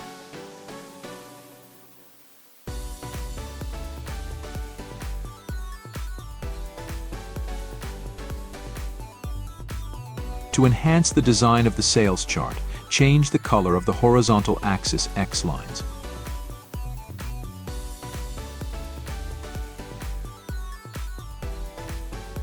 Now we need to style the intraday bars of the data categories. But to access them with a single mouse click, we will temporarily hide the top data series. To do this, use the Select Data tool and uncheck the top series to temporarily disable it for accessing the intraday bars of the categories. The external daily bars of the top series are on the top visualization layer above the category bars inside each day of the week. The daily bars are semi-transparent but prevent us from clicking to select the intraday category bars. We can access them only from the drop-down list of all chart elements. Therefore, temporarily disable the large daily, external bars and open access to the small inner category bars simultaneously for each day of the week. On the Resources worksheet, we already have gradient fills prepared on rectangle shapes for each intraday bar. At the very bottom, you can download the interactive weekly sales chart template, which also contains rectangle shapes with prepared gradient fills on the Resources sheet. If you are creating your template from a video tutorial, all gradient color codes are shown on the screen. Use the pause button on the YouTube player.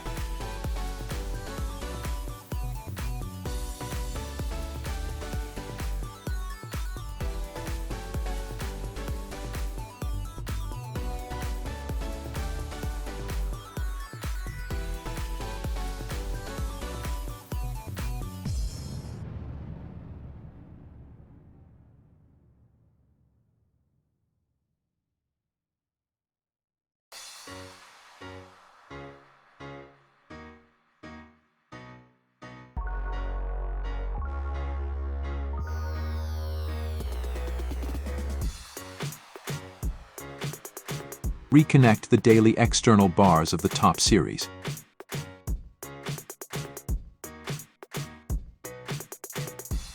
We have created a cursor for convenient visual analysis on the weekly sales chart. Now it's time to make it interactive. It's also time to connect the database to the source table, since we are almost finished developing the weekly sales chart template. On the data worksheet, there is a table with real sales data for all categories throughout the year. We will combine all the table values into one database using a named range and call it My Data for connection. Select the cell range A1I366 and in the name box input field, specify the name for this range My Data. Without deselecting the area, proceed to create a pivot table, but in the parameters, instead of the range reference, specify the name of the newly created database My Data in the table range input field. In the second input field location, specify the reference to cell A3 on a pre-created worksheet named Control. In the pivot table builder, use the data from the day field as rows and all sales categories as values. We will need 2 such pivot tables, so copy the already created table to cell A17.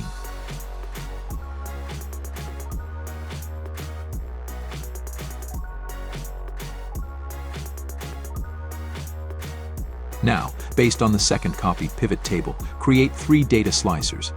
For the 3 fields month, week, and day, these will be our interactive control elements for the weekly sales chart. Create a new slicer style template. First, duplicate any existing slicer style template and then modify it. Style the slicer design and set the fill background colors for the on and off buttons.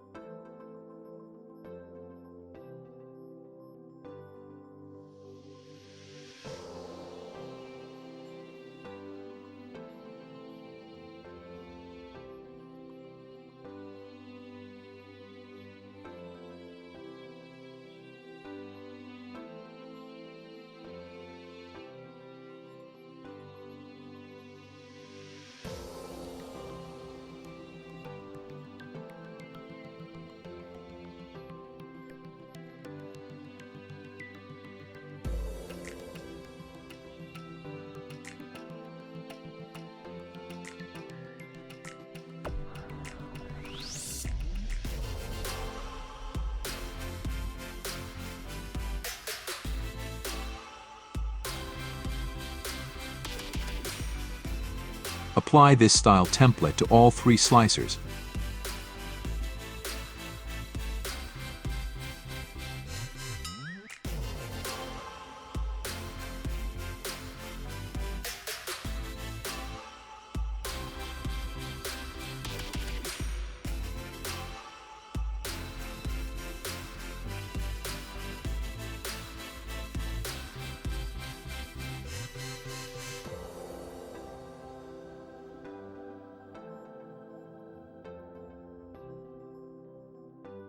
Move all slicers to the dashboard sheet and set their correct positioning.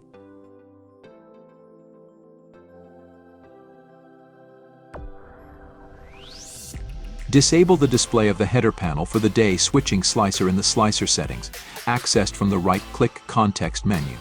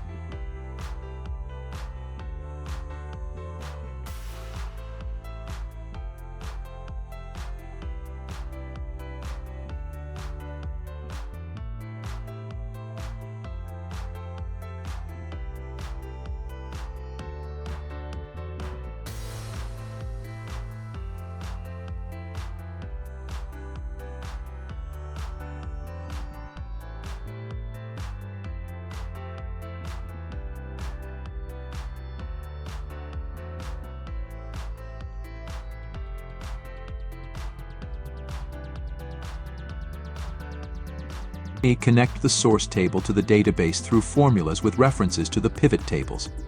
The cursor row contains a logical formula referencing the first pivot table of 3. The formula checks if the current day of the week is selected. If yes, it returns the final sum value of all categories, the same as for the daily bar.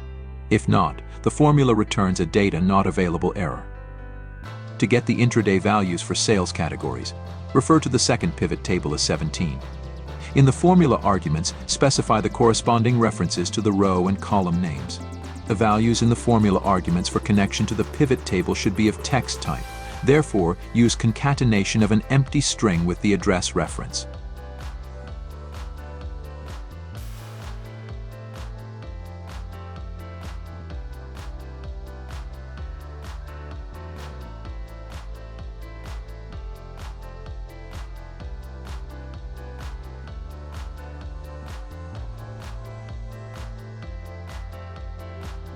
Test the dashboard in action. Now our weekly sales chart has become interactive.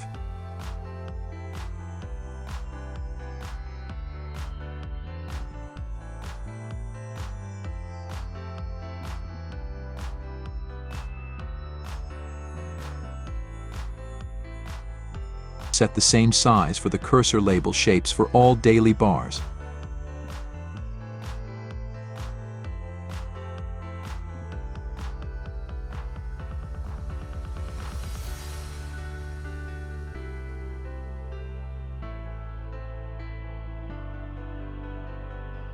Copy the dashboard sheet to create a new version with a cooler design. Now use monochrome colors in blue shades without gradient fills for the intraday bars. Naturally, temporarily disable the daily bars of the top series first.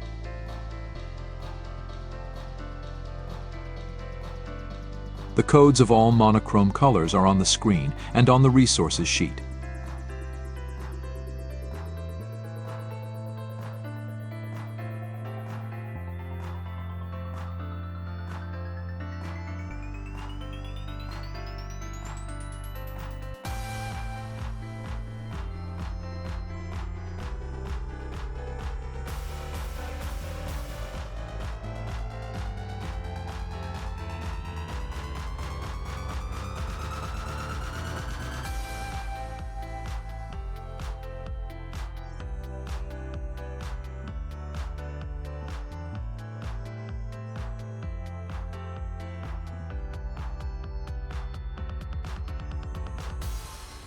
Also, reduce the gaps between intraday bars to 0.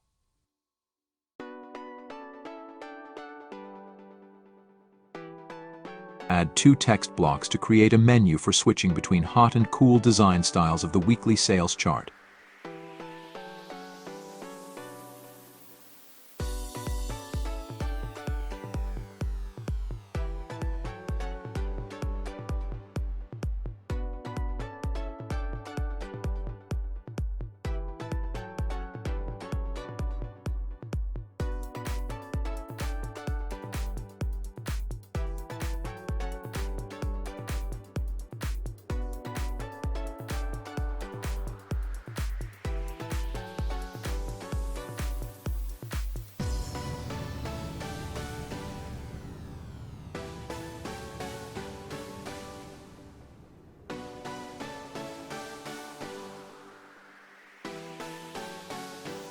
To make the text blocks an interactive menu, you need to set links for each block to the corresponding sheet.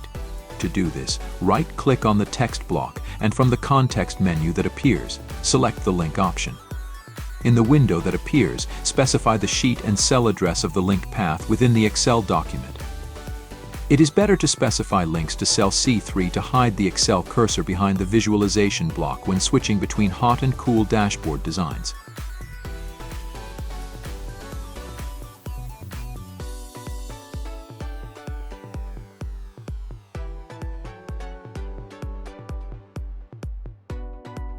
Reconnect the weekly bars and proceed to test the interactive weekly sales chart in hot and cool data visualization designs. Everything works well. At the very bottom, you can download the ready-to-use interactive weekly chart template. On the datasheet, fill in your sales data and use the visualization block for your dashboards, presentations, or business data analysis. This is a really useful chart template and often used in practice. It is convenient to work with and analyze the current situation on 2 time periods levels within the week and within the day simultaneously. This is the main competitive advantage of the combined chart that can make your reports and presentations ergonomic. Interesting fact. More than 80% of investments in the decision-making process used presentations with data visualization.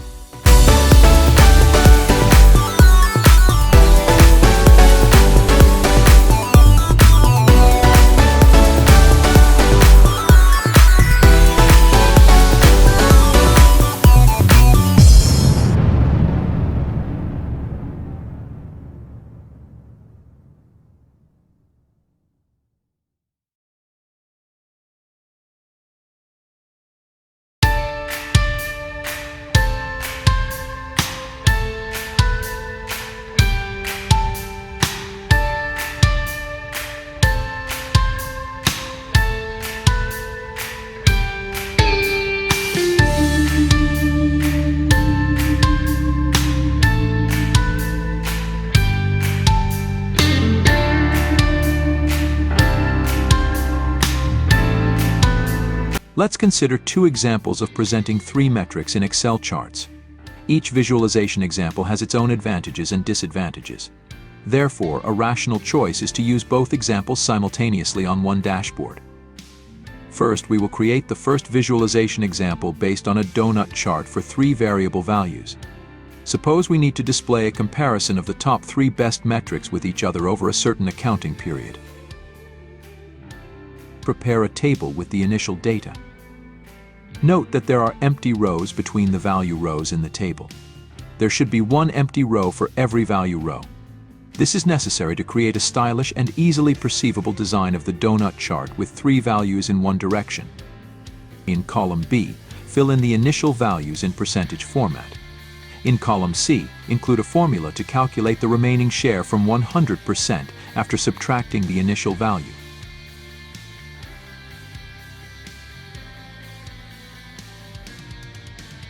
Columns D and E will contain formulas for calculating the coordinates of the points. The positions of the points dynamically change around the chart, so we will need to use sine functions for calculating the positions along the x-axis and cosine functions for calculating the points' coordinates along the y-axis.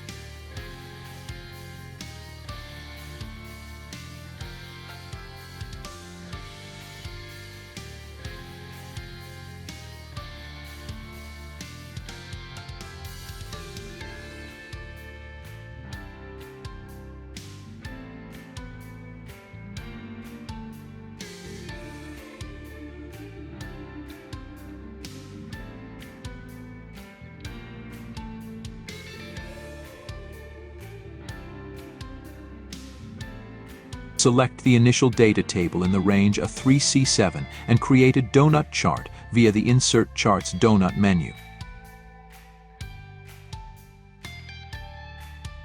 Use the Switch Rows and Columns button, as the values will change in one direction on the chart.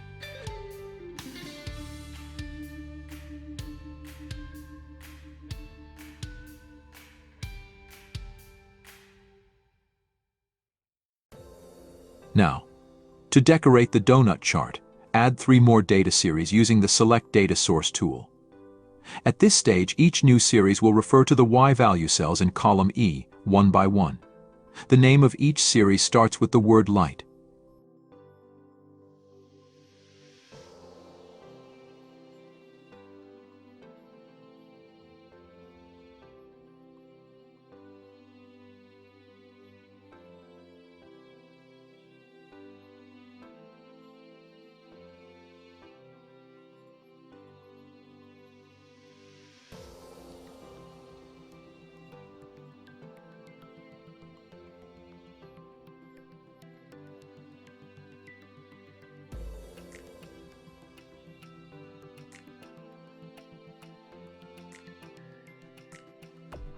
For all 3 new data series, change the chart type to scatter, and as a result, we will get points for which the formulas calculated coordinates.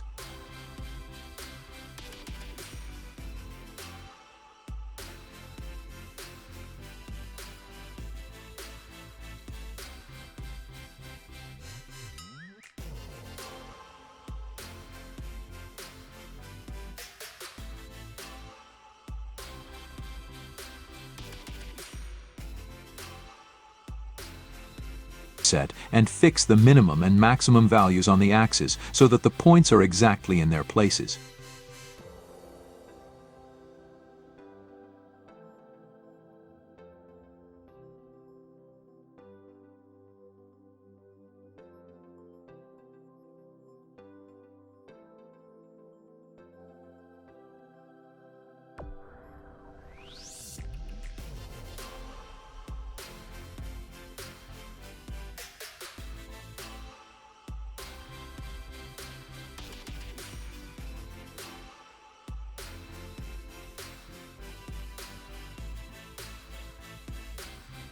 The scatter points are still not in their correct positions because they also need X values to determine their location on the Doughnut chart.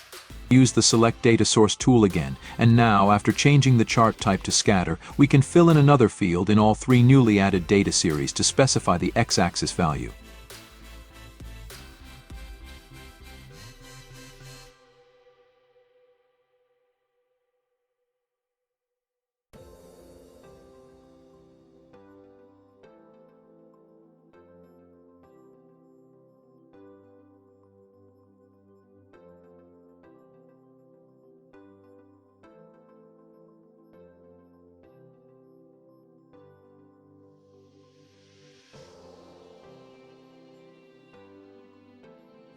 The logic of managing the points placement on the chart is now clear.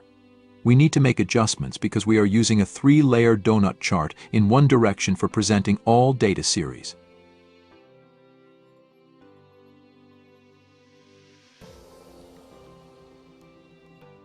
When adjusting the coordinates for the third and first values, slightly change the formulas for calculating the points along the x-axis.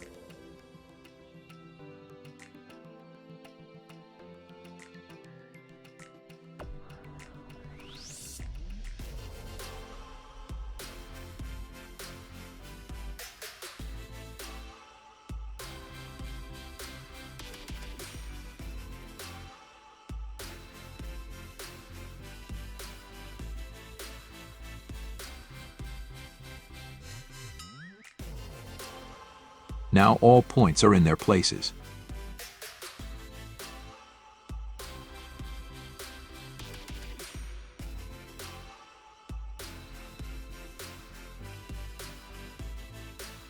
On a new sheet, create a rectangle with rounded corners and gradient fill for the background and border to design the visualization.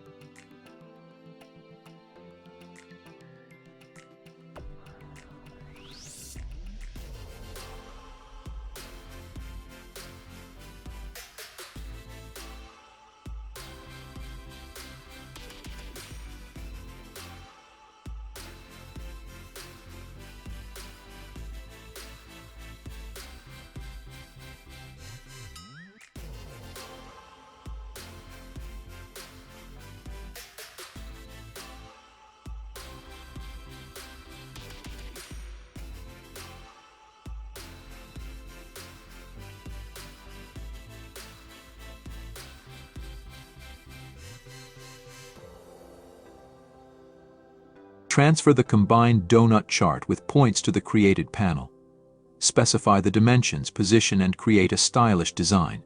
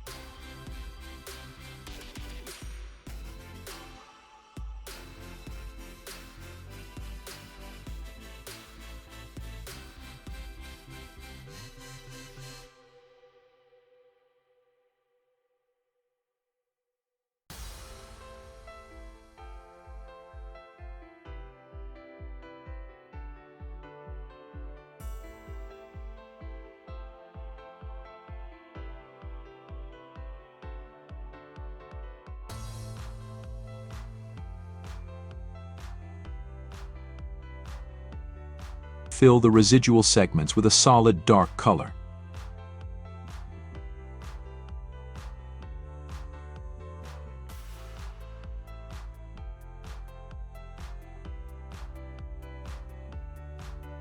Fill the value sectors with a gradient fill from the same dark color to magenta at a 90-degree angle.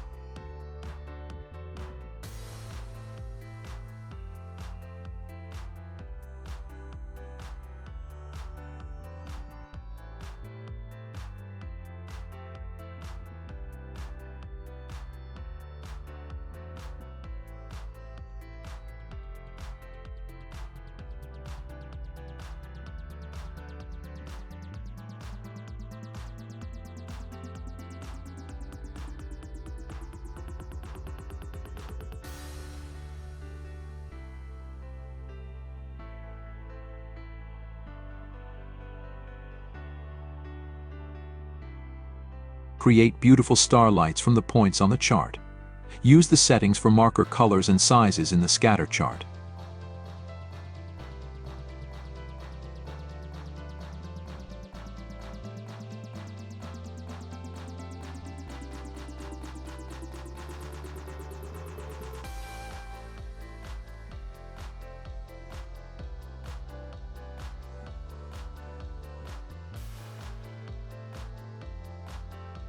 Add a glow effect to the marker points. Set the size to 39 points and transparency to 60%. The glow color is magenta.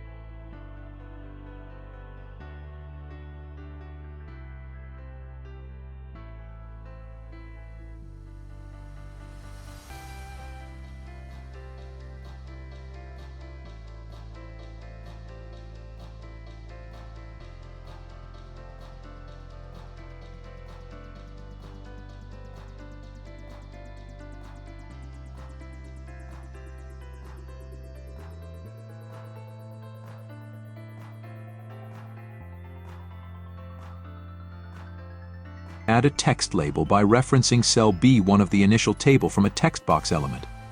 Specify the link in the formula while the text box element is selected. Then format the font size and color of the label.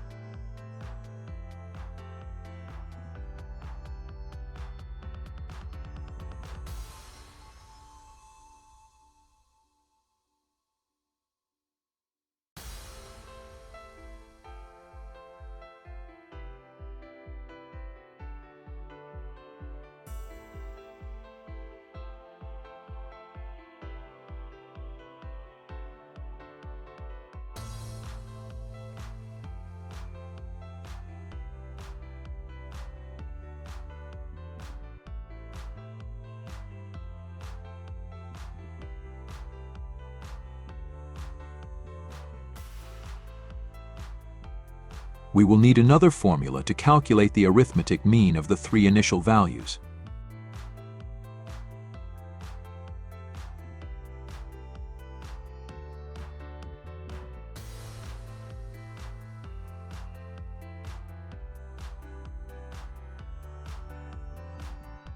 Display the formula result in the visualization using a new text box element.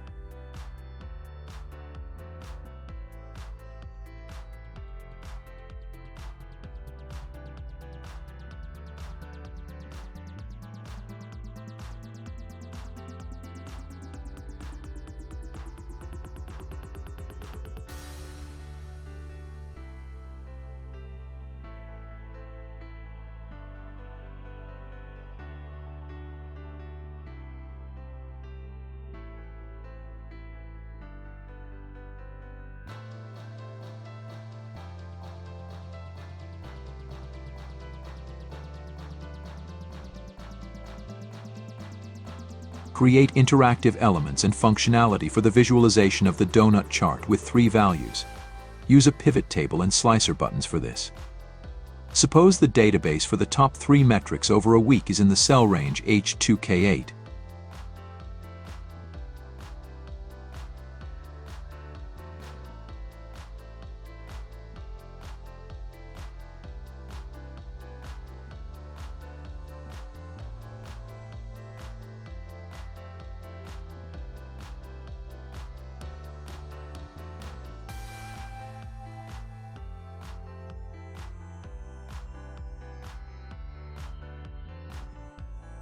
For example, fill the table with random relative values in percentages for each day of the week. Use the rand between function divided by 100 for this.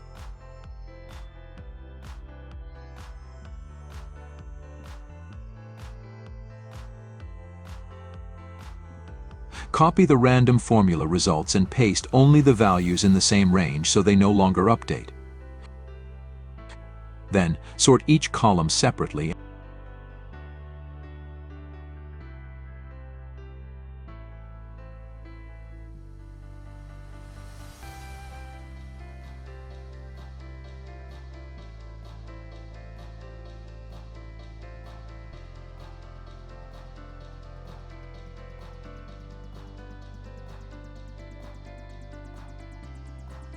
and use the sum function to find the highest, average, and lowest values of the three columns to fill the mini database accordingly.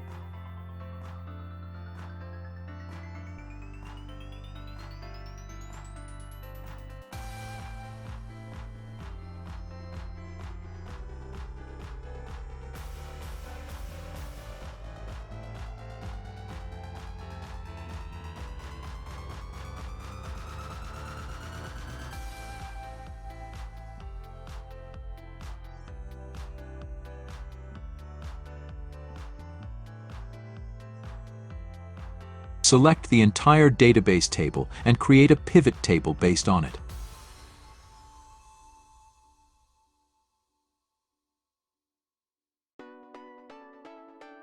In the pivot table constructor, specify the names of the days of the week as row headers. All other data columns are automatically connected to the value field.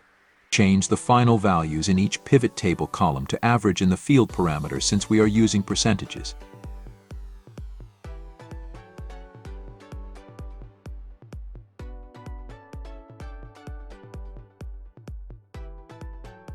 Then, connect the final values from the pivot table to the initial chart table using getPivotData functions.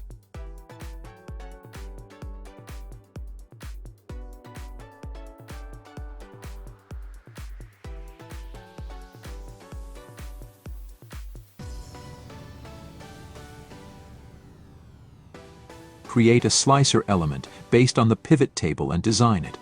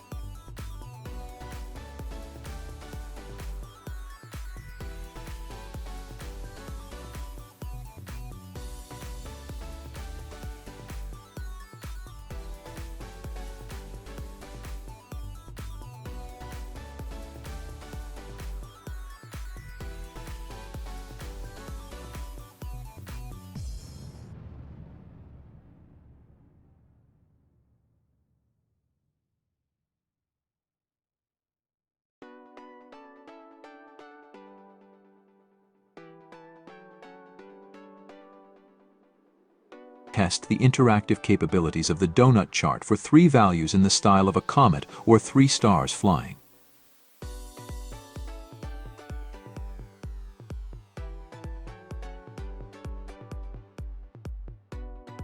Now, for comparison, create another visualization using a bubble chart.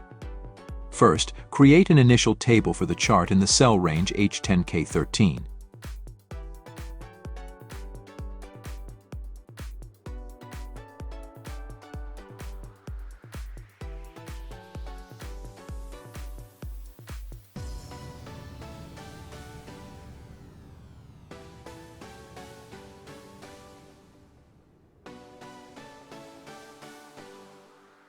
The table also consists of 3 variable values, like in the previous example.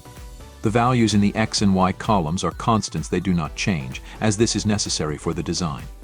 Only the variable values in the last rank column change. Select all rows of the initial table in the range H11K13 and create a bubble chart using the Insert Charts bubble tool. Without deselecting the new chart, use the Select Data Source tool to edit the data series references.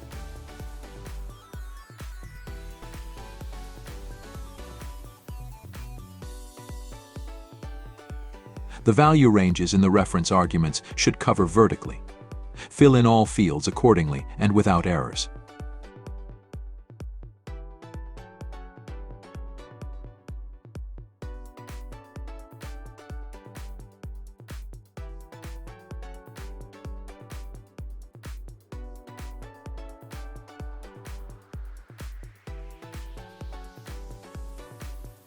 Now, set the minimum value to 0% and the maximum value to 100% for the axis.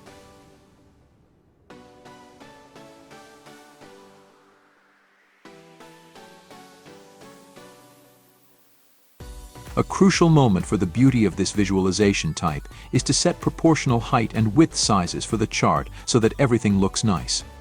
When scaling, do not violate the proportion, so always hold down the Shift key on the keyboard when resizing this chart. Prepare a place for the new data visualization block.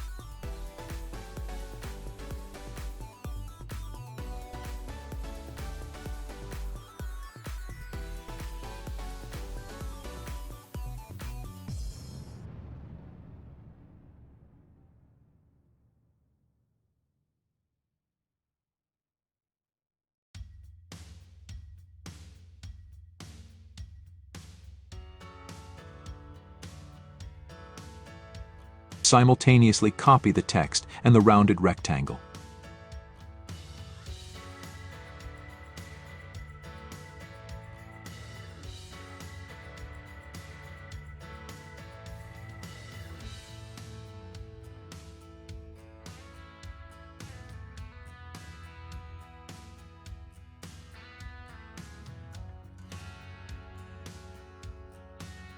Transfer the bubble chart template to the new panel.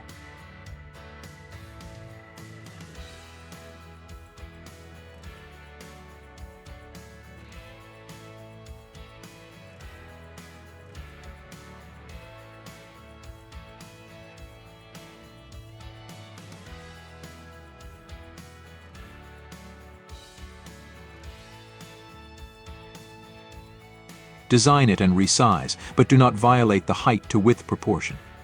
Hold down the Shift key on the keyboard when resizing with the mouse.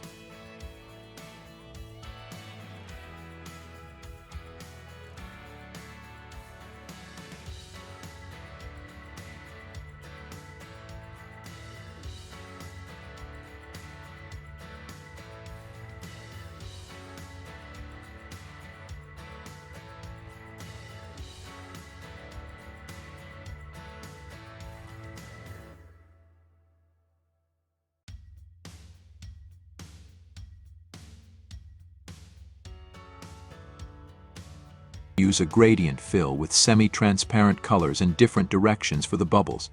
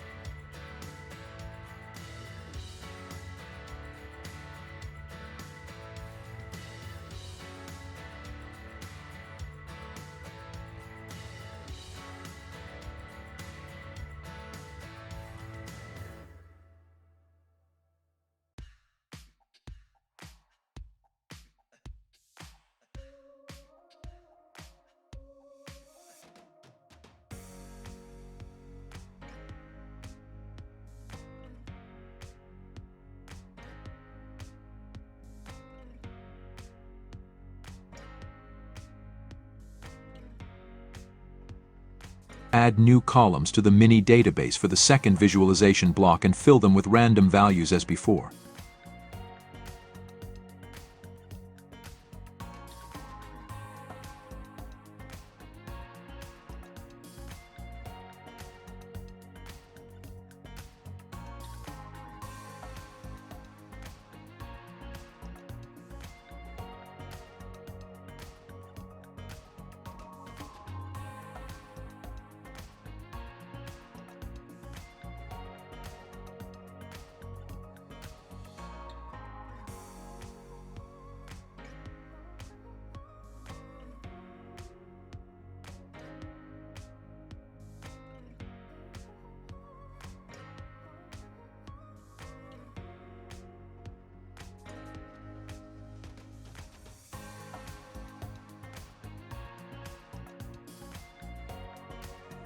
Now inform the pivot table that the database has been expanded. To do this, change the reference arguments to the new data range for the pivot table. Use the pivot table analysis tool. Change the data source. In the table range input field, specify the reference to the new range. As a result, new data will appear in the constructor. Connect them by checking the box, and the pivot table will expand. Again, change all pivot table final values to averages in the field parameters.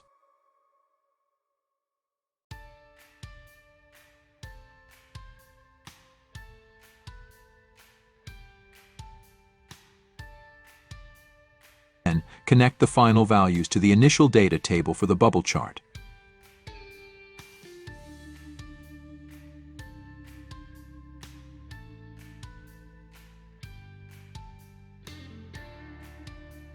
Check the final presentation result of all data visualization blocks with 3 values. As we can see, each visualization chart for comparing 3 values has its own advantages and disadvantages. Therefore, it will be useful for an Excel dashboard developer to learn how to create both visualization styles.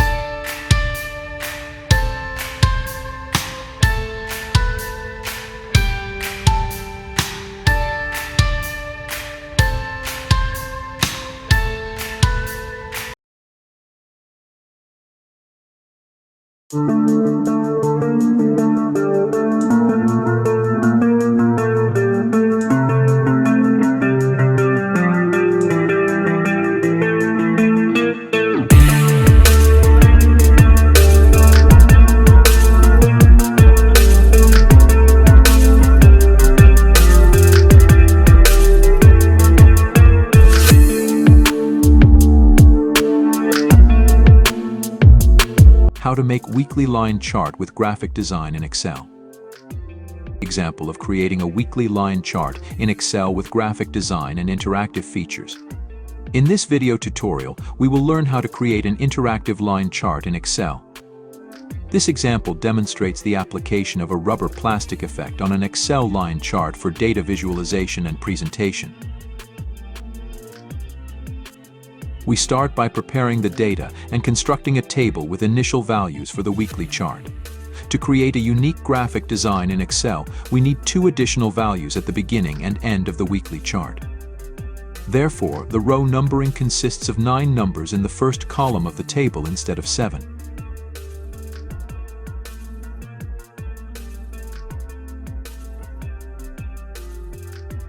The second column contains row headers start, abbreviated names of the days of the week, end.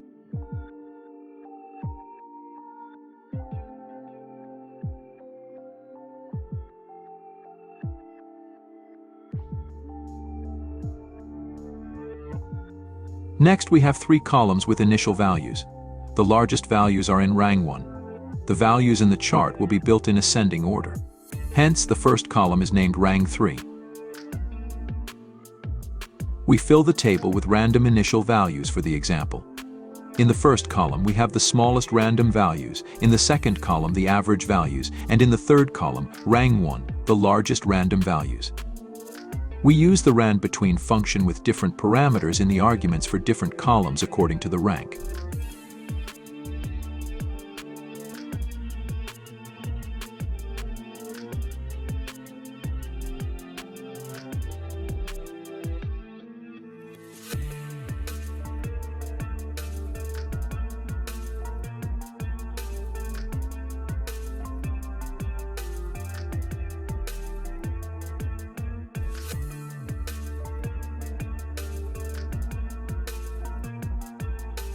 The rows with the headers start and end are temporarily filled with simple formulas to obtain approximately similar nearest values.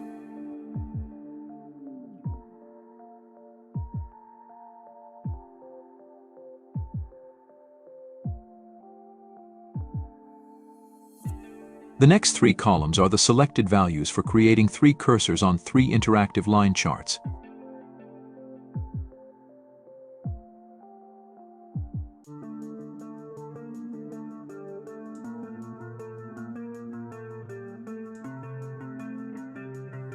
Later, the values in these columns will contain logical formulas. For now, we fill them with an NA function and in the row where the day of the week is Wednesday.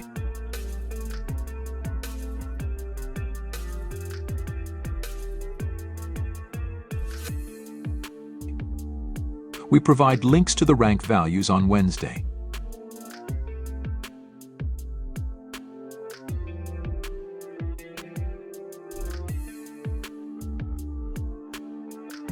We select the range B1H10 and create an area chart.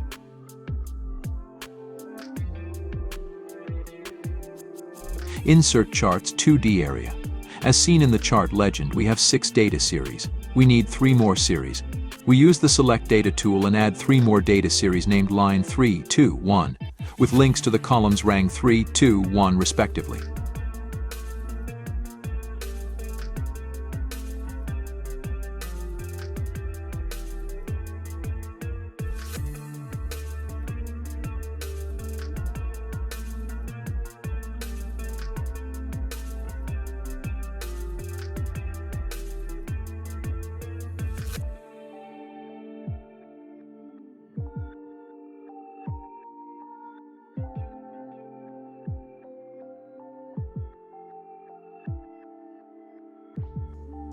Now we have 9 data series. For the 3-line series, we change the chart type to 2D line.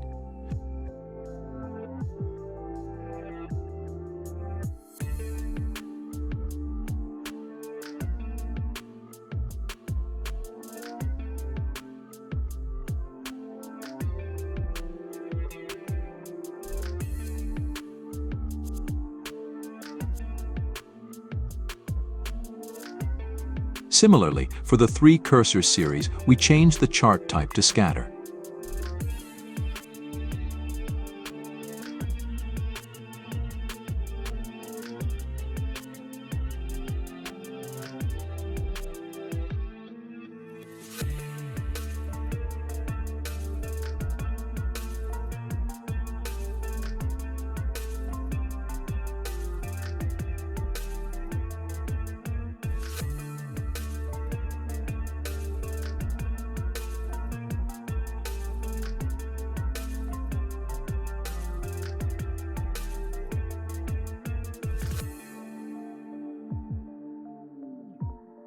The additional vertical and horizontal axes were added by default. We need to remove them. We use the Chart Type Change tool. In the window that appears, select the last option at the bottom on the left menu called Combo. In the far right column Secondary Axis, uncheck all the boxes for all data series and click OK to confirm. As a result, we disabled all additional axes. Now we need to remove unnecessary markers at the 0 mark on the Y-axis from all scatter charts. We use the Select Data tool. In the window that appears, click the Hidden and Empty Cells button in the lower left corner. In the additional window, uncheck the Show NA as an empty cell option. As a result, the combined chart shows markers only for cursors with values, which are 3 markers in the Wednesday day of the week range, according to the data in the original table. If the data is changed, the chart will dynamically update the visualization. But we will look at this later during the creation of interactive functions. As seen in the legend, we have 9 data series presented in 3 chart types: line, area, and scatter. On a separate sheet, we create the basis for the graphic design of the weekly line chart. We create a panel with a gradient fill background and border using a rounded rectangle shape.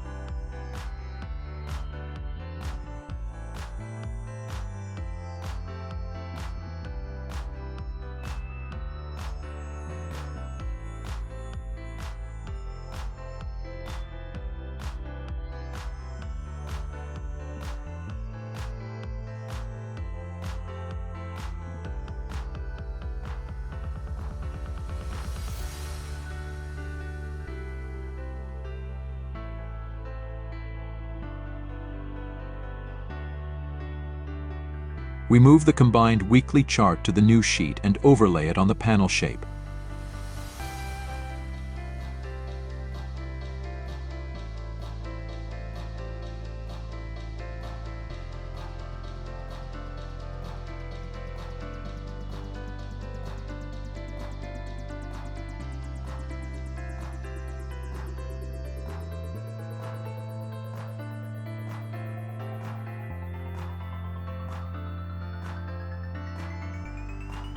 We optimize the position and size. It's important to ensure that the width and bottom of the chart slightly extend beyond the borders of the rounded rectangle.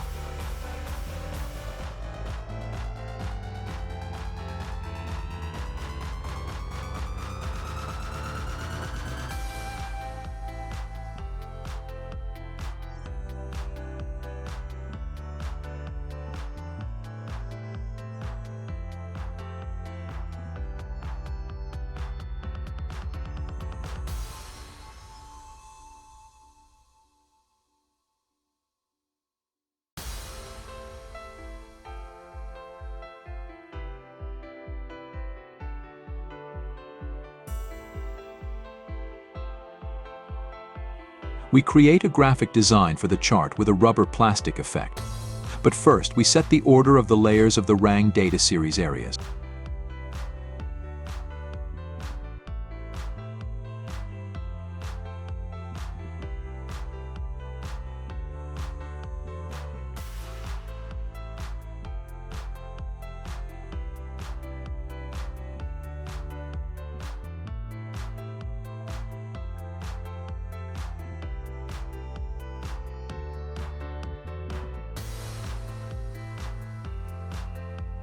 For each chart area, we apply a gradient fill with semi-transparent colors.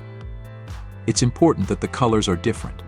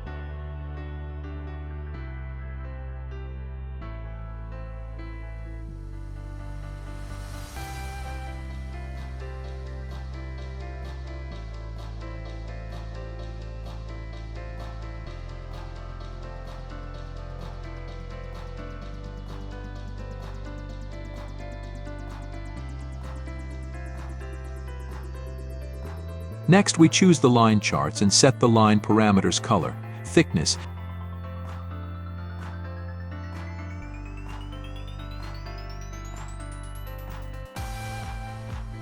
and enable the smoothed line option. Attention. Now we encounter a small problem. In Excel, the area chart does not have a smoothing option. To hide the flaws gaps between the smoothed curve and the area chart, we partially eliminate them by adjusting the line thickness and significantly by applying a shadow. Thanks to the dark background and the shadow falling from the smoothed curve, the unwanted gaps between different chart types are effectively hidden.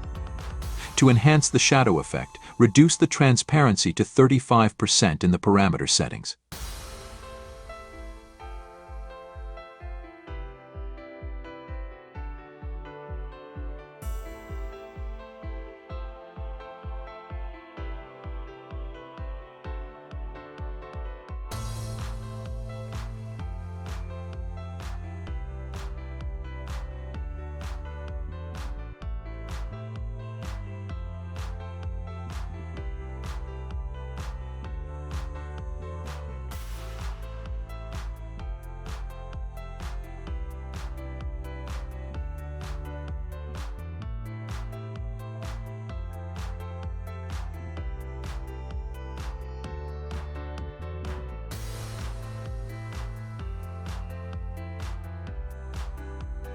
We perform similar actions and settings for the remaining curves.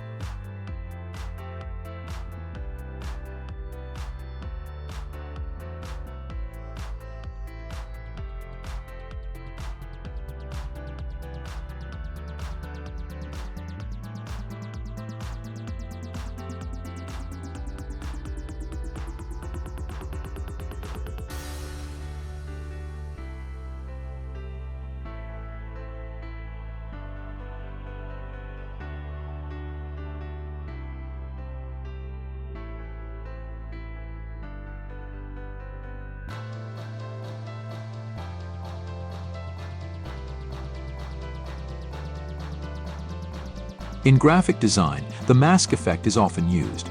We create a mask shape in PowerPoint, as the shape editor there has advanced capabilities. First, we copy the panel shape from the rounded rectangle created earlier in Excel to PowerPoint. Then, in PowerPoint, we overlay another rectangle shape with slightly larger dimensions in the center.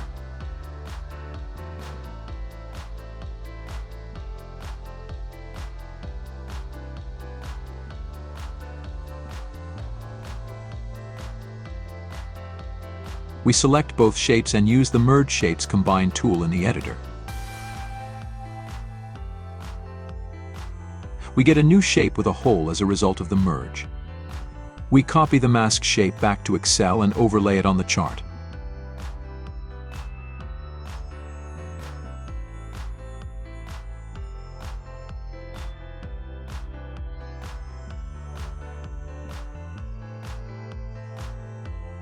Aligning it so that the hole is exactly over the rounded rectangle.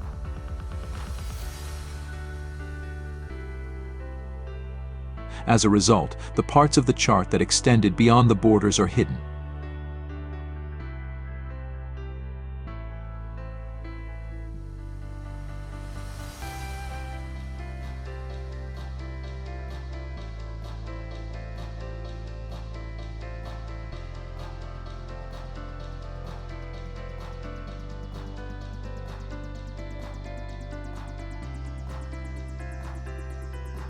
Based on the data table, we create a pivot table in Excel.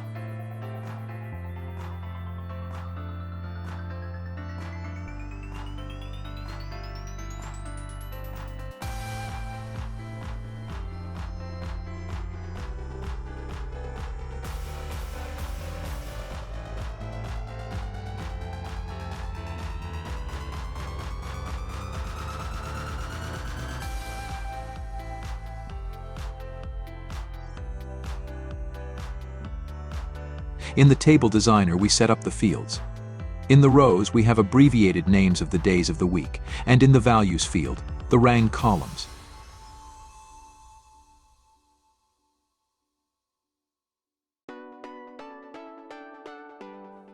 We copy the pivot table and create slicer buttons based on it.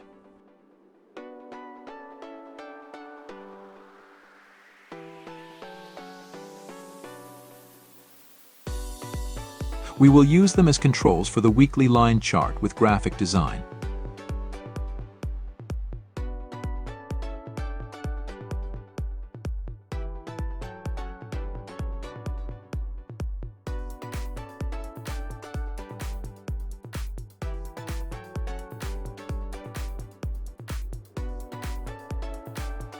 There should be 3 slicers the first month, and the second week should be connected only to the second pivot table. The third slicer day should be connected to control only the first pivot table.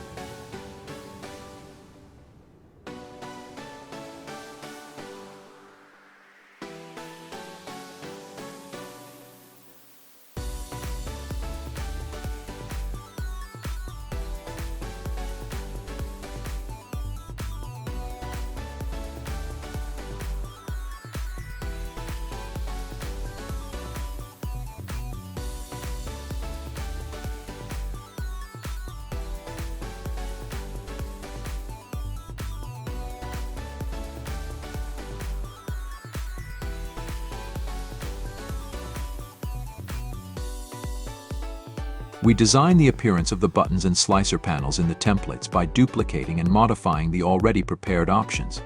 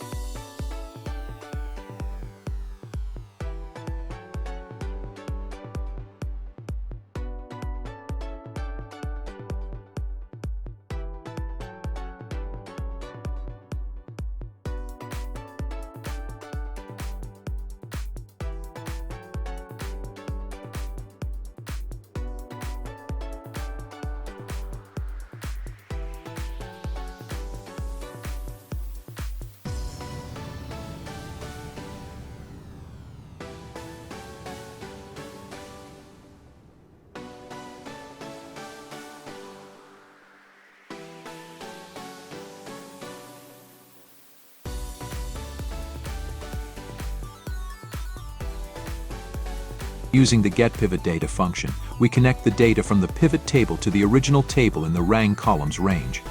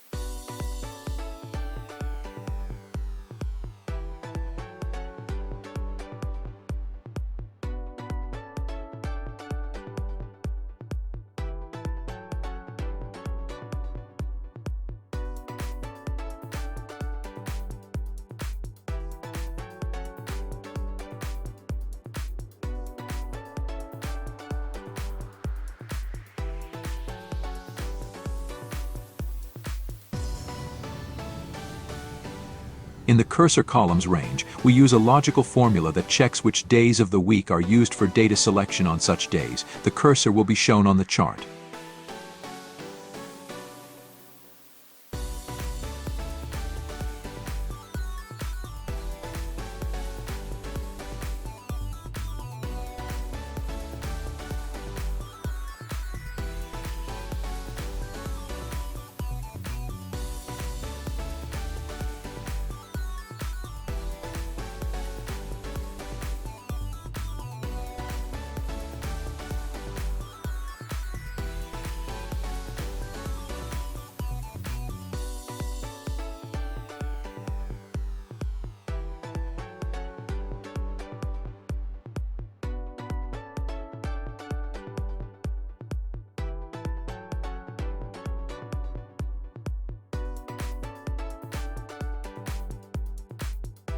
If the day is not selected, the logical formula returns the NA function.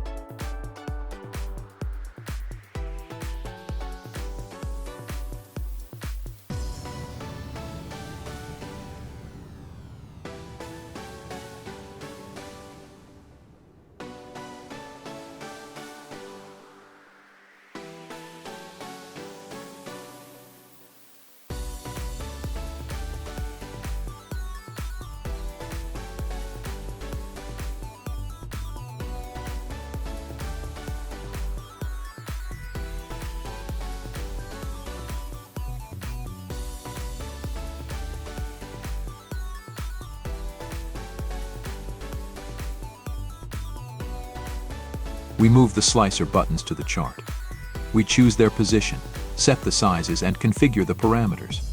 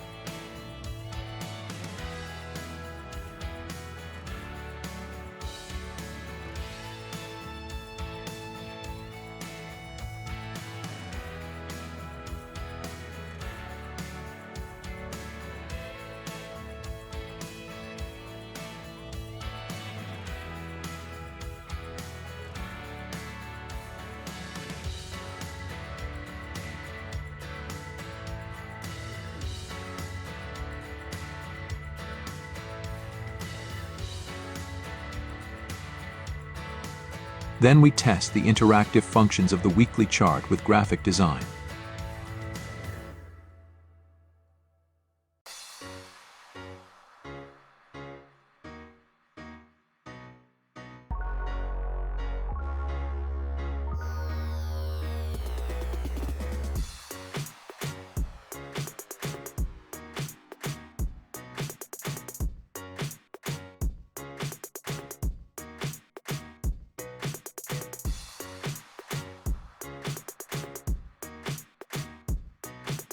We add formulas for data labels on the chart.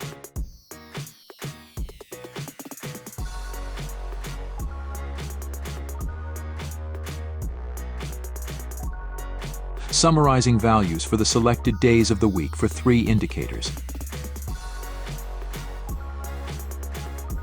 The total sum of the selection for the specified period.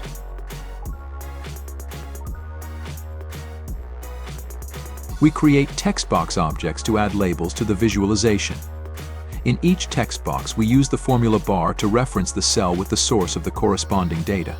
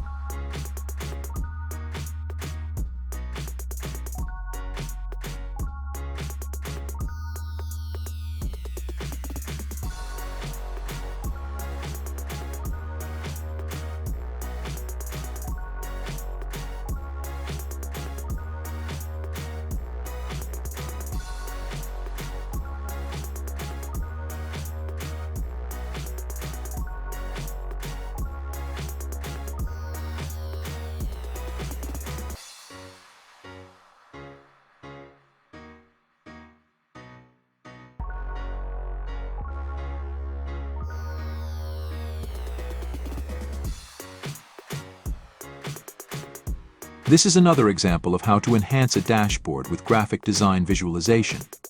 Excel provides us with quite extensive design possibilities. Note that everything we do is without using macros. All interactivity is implemented with standard tools, formulas, functions, pivot tables, slicers, chart templates, shapes, and more.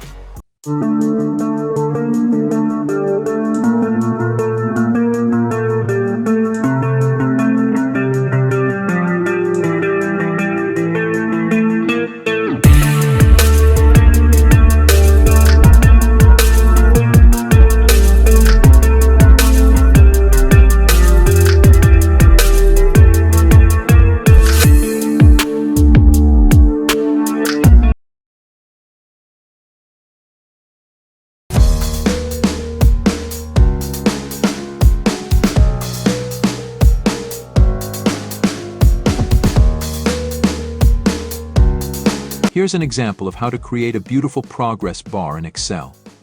We will use only standard data visualization tools and Excel formulas for implementation. Additionally, we will add some Excel shapes for stylish background design. First, create a table with the source data for the chart. After the row header, the first column contains a spacer for design purposes. It serves only an aesthetic function.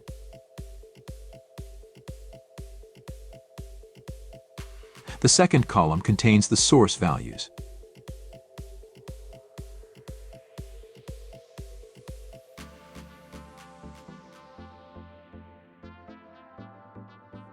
The third column is another spacer for visual appearance.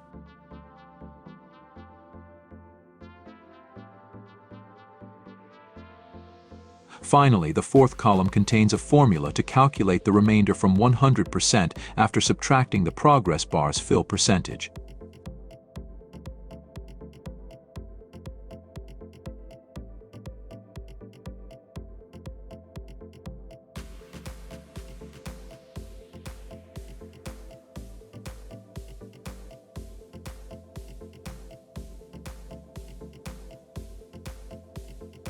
We also need formulas for data labels using logical functions.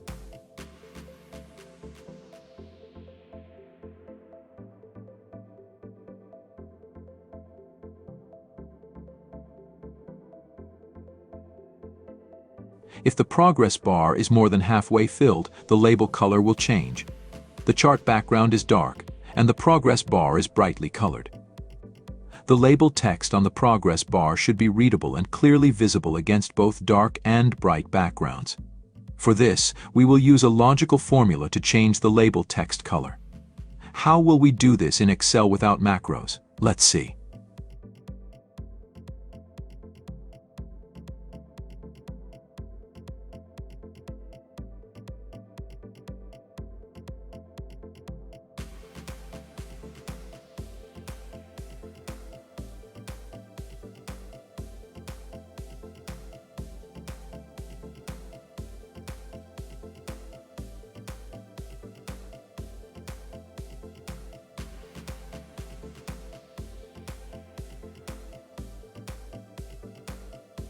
Now, select the table range from A3 to C5 and create a horizontal bar chart.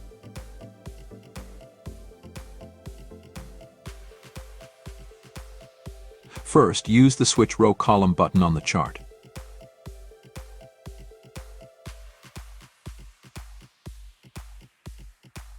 Then enable the reverse option for the Y-axis to ensure the top bar in the chart corresponds to the first column of the source table.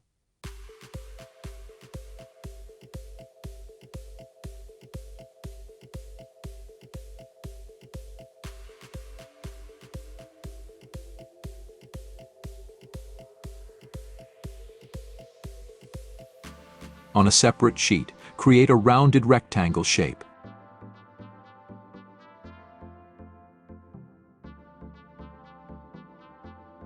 Set the shape's height and width, and apply gradient fill to the background and border.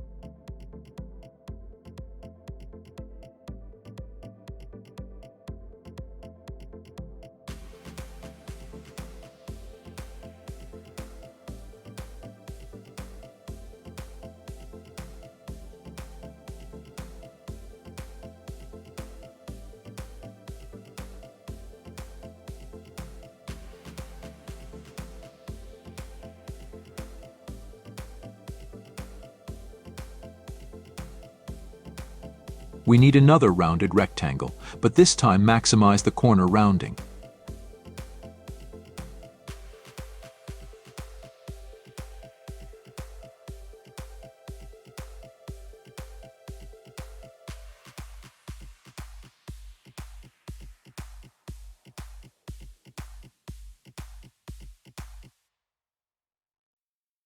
Set the color and create an inner shadow effect.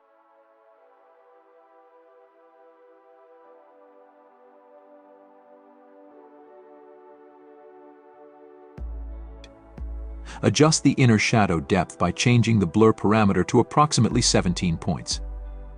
This will design the fill area of the progress bar in the background.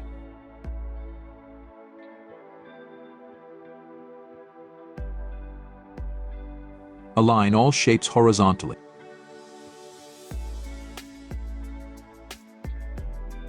Move the bar chart template to the new sheet and overlay it on the shapes.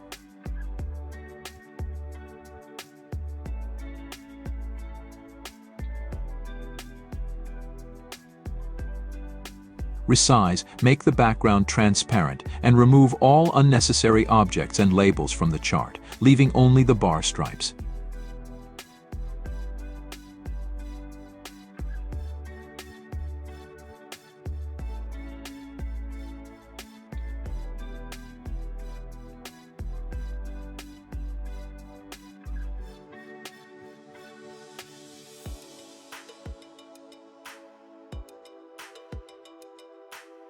It's time to use the spacers for design purposes.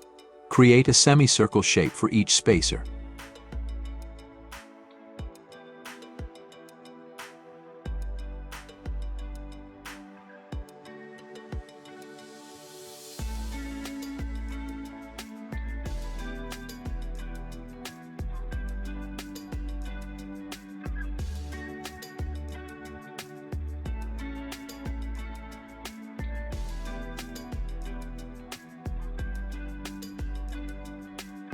Rotate the left spacer's semicircles 180 degrees and flip vertically. Each semicircle should have its own color.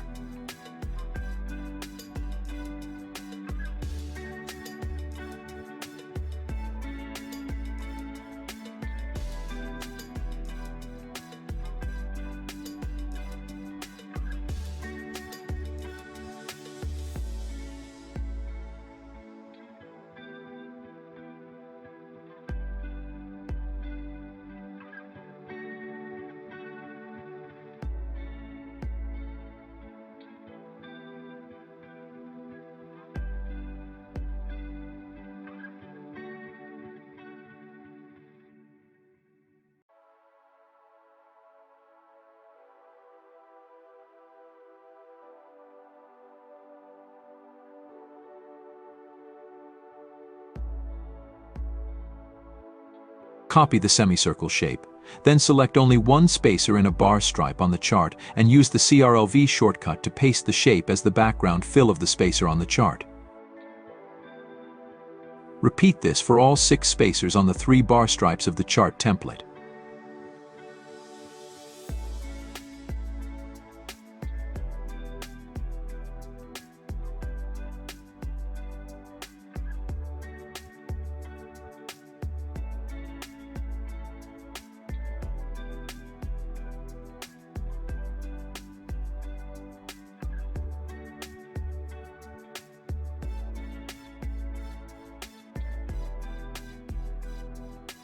Make the final portion of the bar stripes transparent.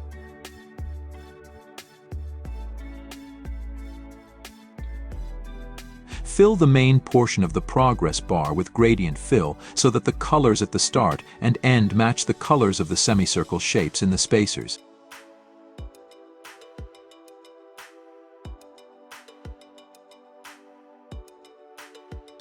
You do this for all 3 progress bar stripes.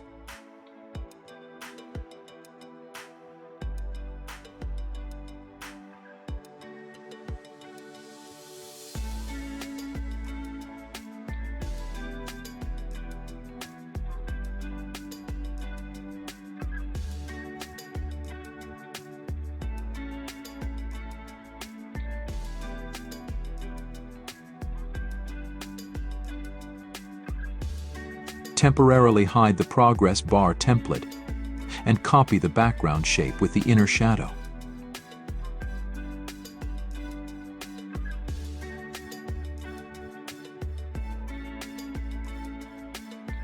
Make the progress bar template visible again and position the new background shapes evenly under each stripe.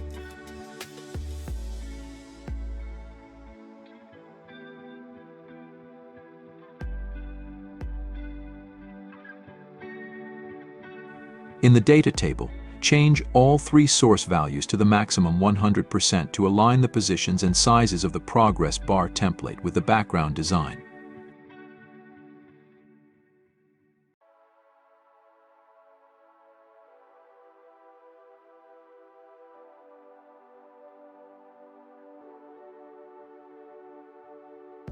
Create 3 text box objects for the progress bar data labels.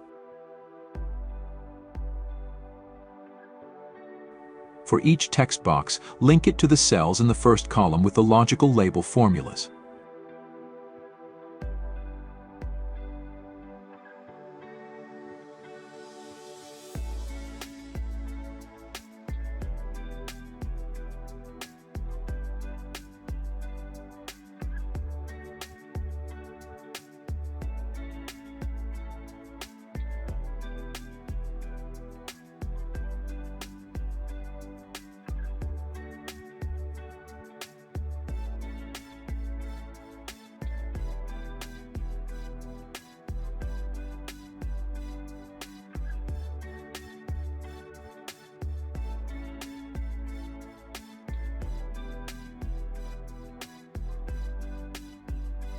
Align the labels and copy them.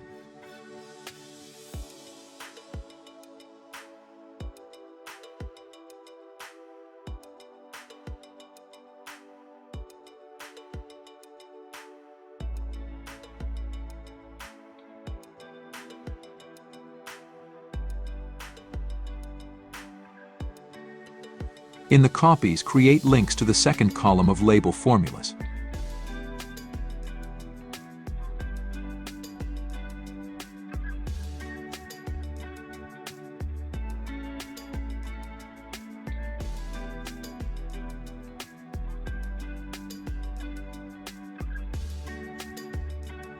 The first 3 text boxes should have dark text, and the new 3 should have light text and be placed on top of the first objects.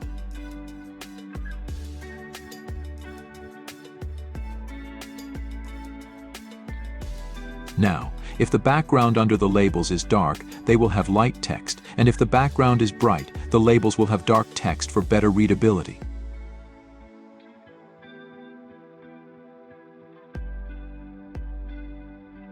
Create a mini database table to test the chart's interactive capabilities for filling the progress bar. In the first column, list the days of the week, followed by 3 columns with the row headers from the chart's source table. Simply copy and transpose them using Excel's special paste.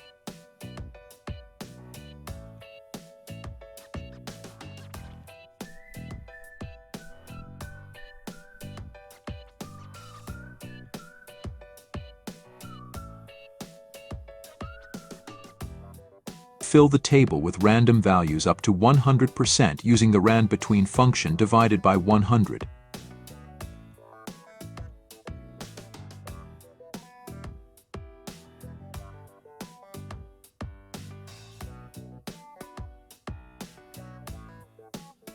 Sort each column in ascending order and apply a percentage format to the cells.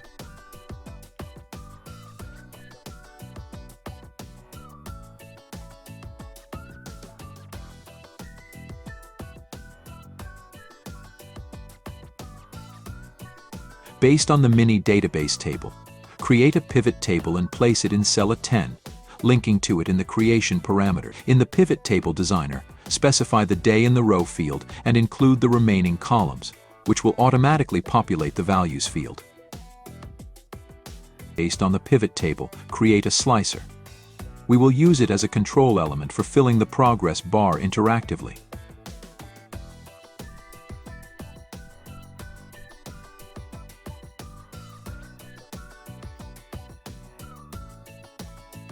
In the slicer styles, create a new button design template by duplicating and stylishly modifying its appearance in the settings.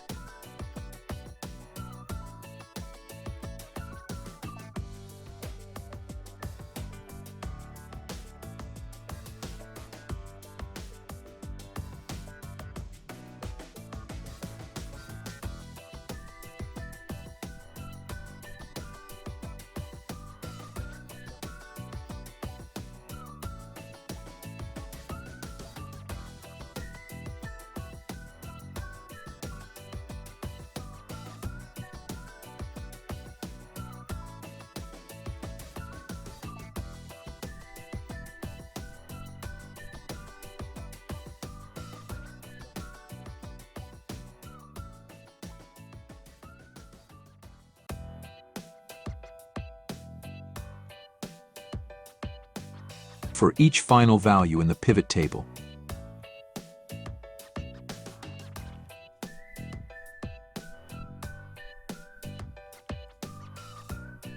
set the field parameters to average. Use the getPivotData function to link the chart's source table to the pivot table, which is controlled by the slicer as a filter.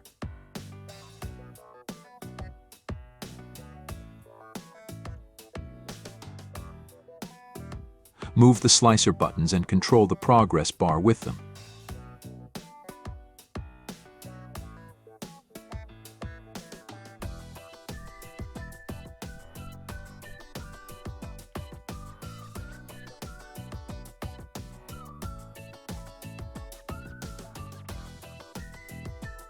Fix a small bug in the labels.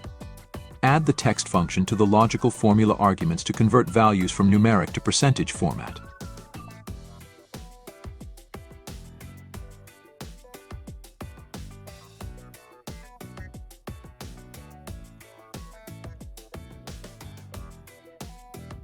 Test the progress bar's functionality under slicer control.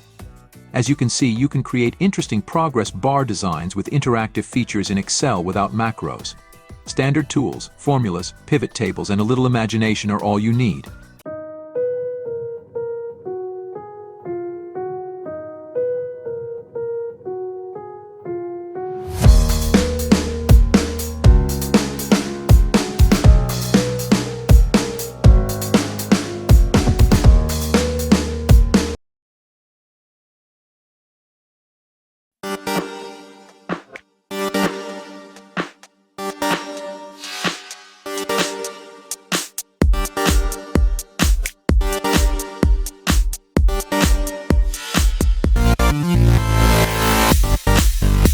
Progress circle chart in Excel with a minimalist infographic design, created using the principle of a speedometer chart. We will start by creating a table with the initial data and formulas for the progress chart. Cell A2 will be used for input data and will be highlighted with a light blue fill. Cell B2 will contain a constant value of 0.5%, which is the cursor size. Add a comment to this cell indicating it contains the cursor data. Cell E4 will hold the maximum value of the norm. For example, if we are creating a speedometer-style progress chart, the maximum norm should be 150% instead of 100%. This is because the animation will use only 2/3 of the circle, with 100% for the animation and 50% for decoration. The norm is not a constant and can be changed. For instance, if the maximum progress value is 15%, the maximum norm should be 22.5%. Cell C2 will contain the formula to calculate the remainder after subtracting the input value from the maximum norm. The rows in the table are filled with a blank row between each entry. This trick is necessary for designing a 3-band progress chart. The blank rows will also be used in the data series to create gaps between the bands. The first column duplicates the input value, while the second column contains formulas to calculate the remainder after subtracting the input value from the maximum norm. Add a couple of values for data labels on the progress scale with a minimalist design. There will only be 2 the minimum and maximum scale values.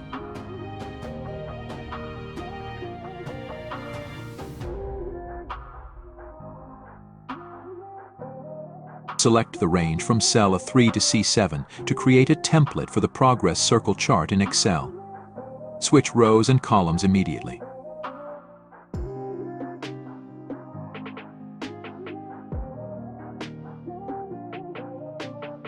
Rotate the chart 240 degrees clockwise so the minimum value of 0 starts from the southwest, as in speedometers. Add another data series to create the cursor the speedometer pointer. The data series is added to the chart using the Select Data tool, and in the arguments, reference the first row of the table where the cursor data is located.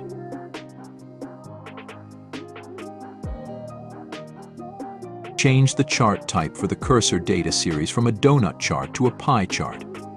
Select the cursor series, choose the chart type change tool, and configure the chart types in the combo menu.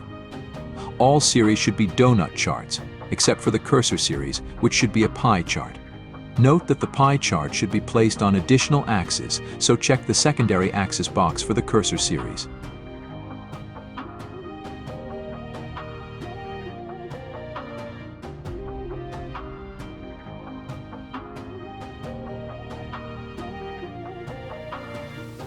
Now the cursor pie chart is in the foreground. Make it transparent by removing the fill and border lines from all sectors except the smallest one for the cursor.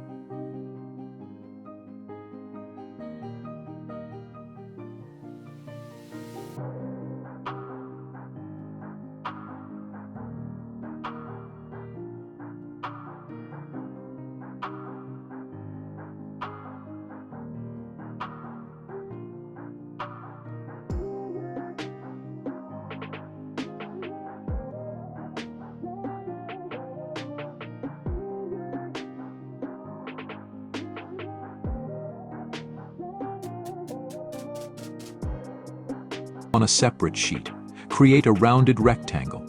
Set the dimensions and position it in the center of the sheet. Add a gradient fill for the background and border lines.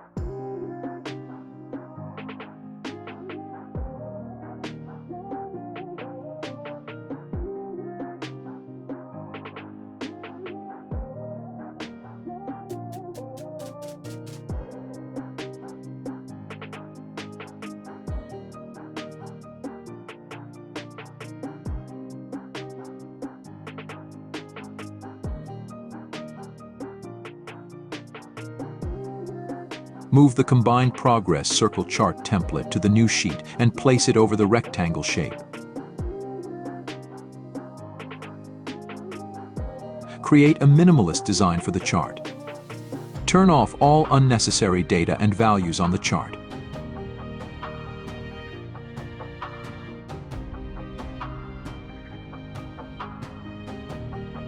Note: the pie chart is in the foreground because it is placed on additional axes.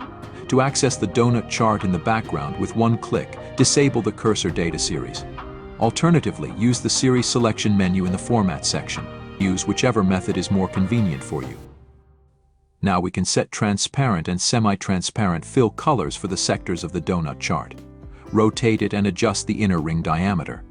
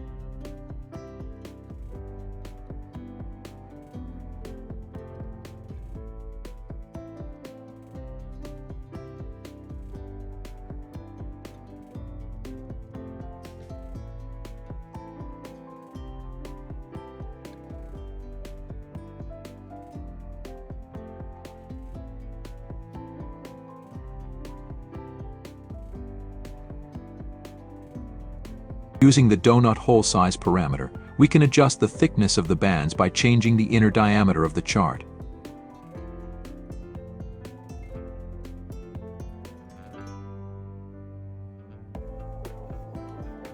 After making all adjustments, re-enable the cursor series and configure the appearance of the speedometer pointer sector.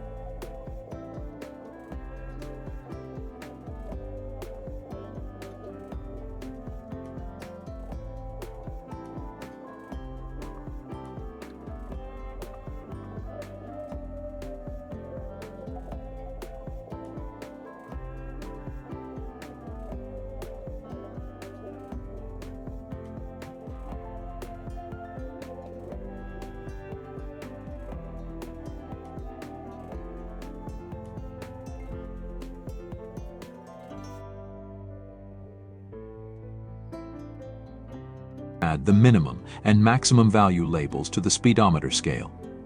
It is better to fill the labels with references to the corresponding cells in the original table. If you need to change the maximum norm values, it will be easier and more convenient to edit the progress chart template for any values. The same applies to the visualization block title and the current indicator label. This template has everything planned out.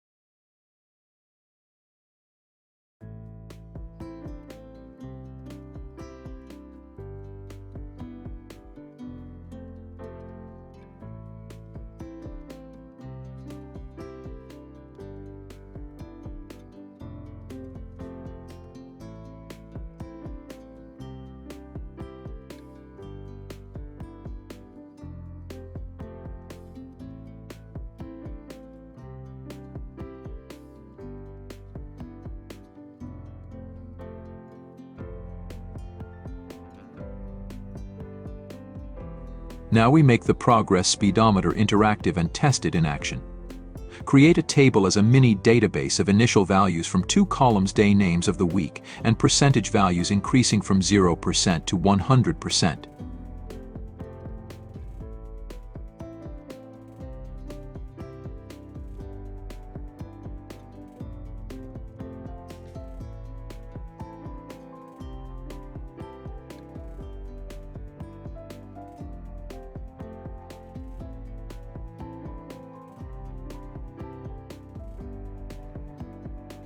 Based on the mini database table, create a pivot table.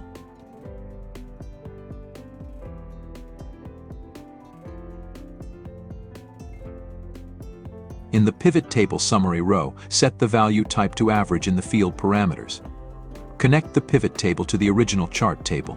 In the input cell for initial values highlighted in light blue, use the getPivotData function with a reference to the pivot table summary in the function arguments. Based on the pivot table, create a slicer to filter data, which will change the summary values and interact with the chart.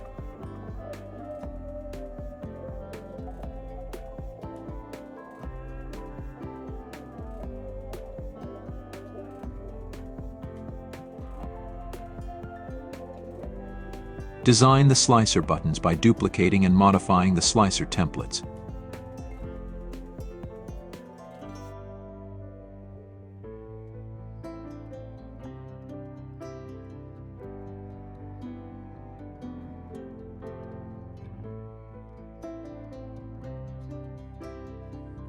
Move the slicer buttons to the infographic sheet. By manipulating the slicer buttons, we dynamically change the progress circle chart infographic. This way, you can create a beautiful minimalist design to present progress on a speedometer-style circle chart.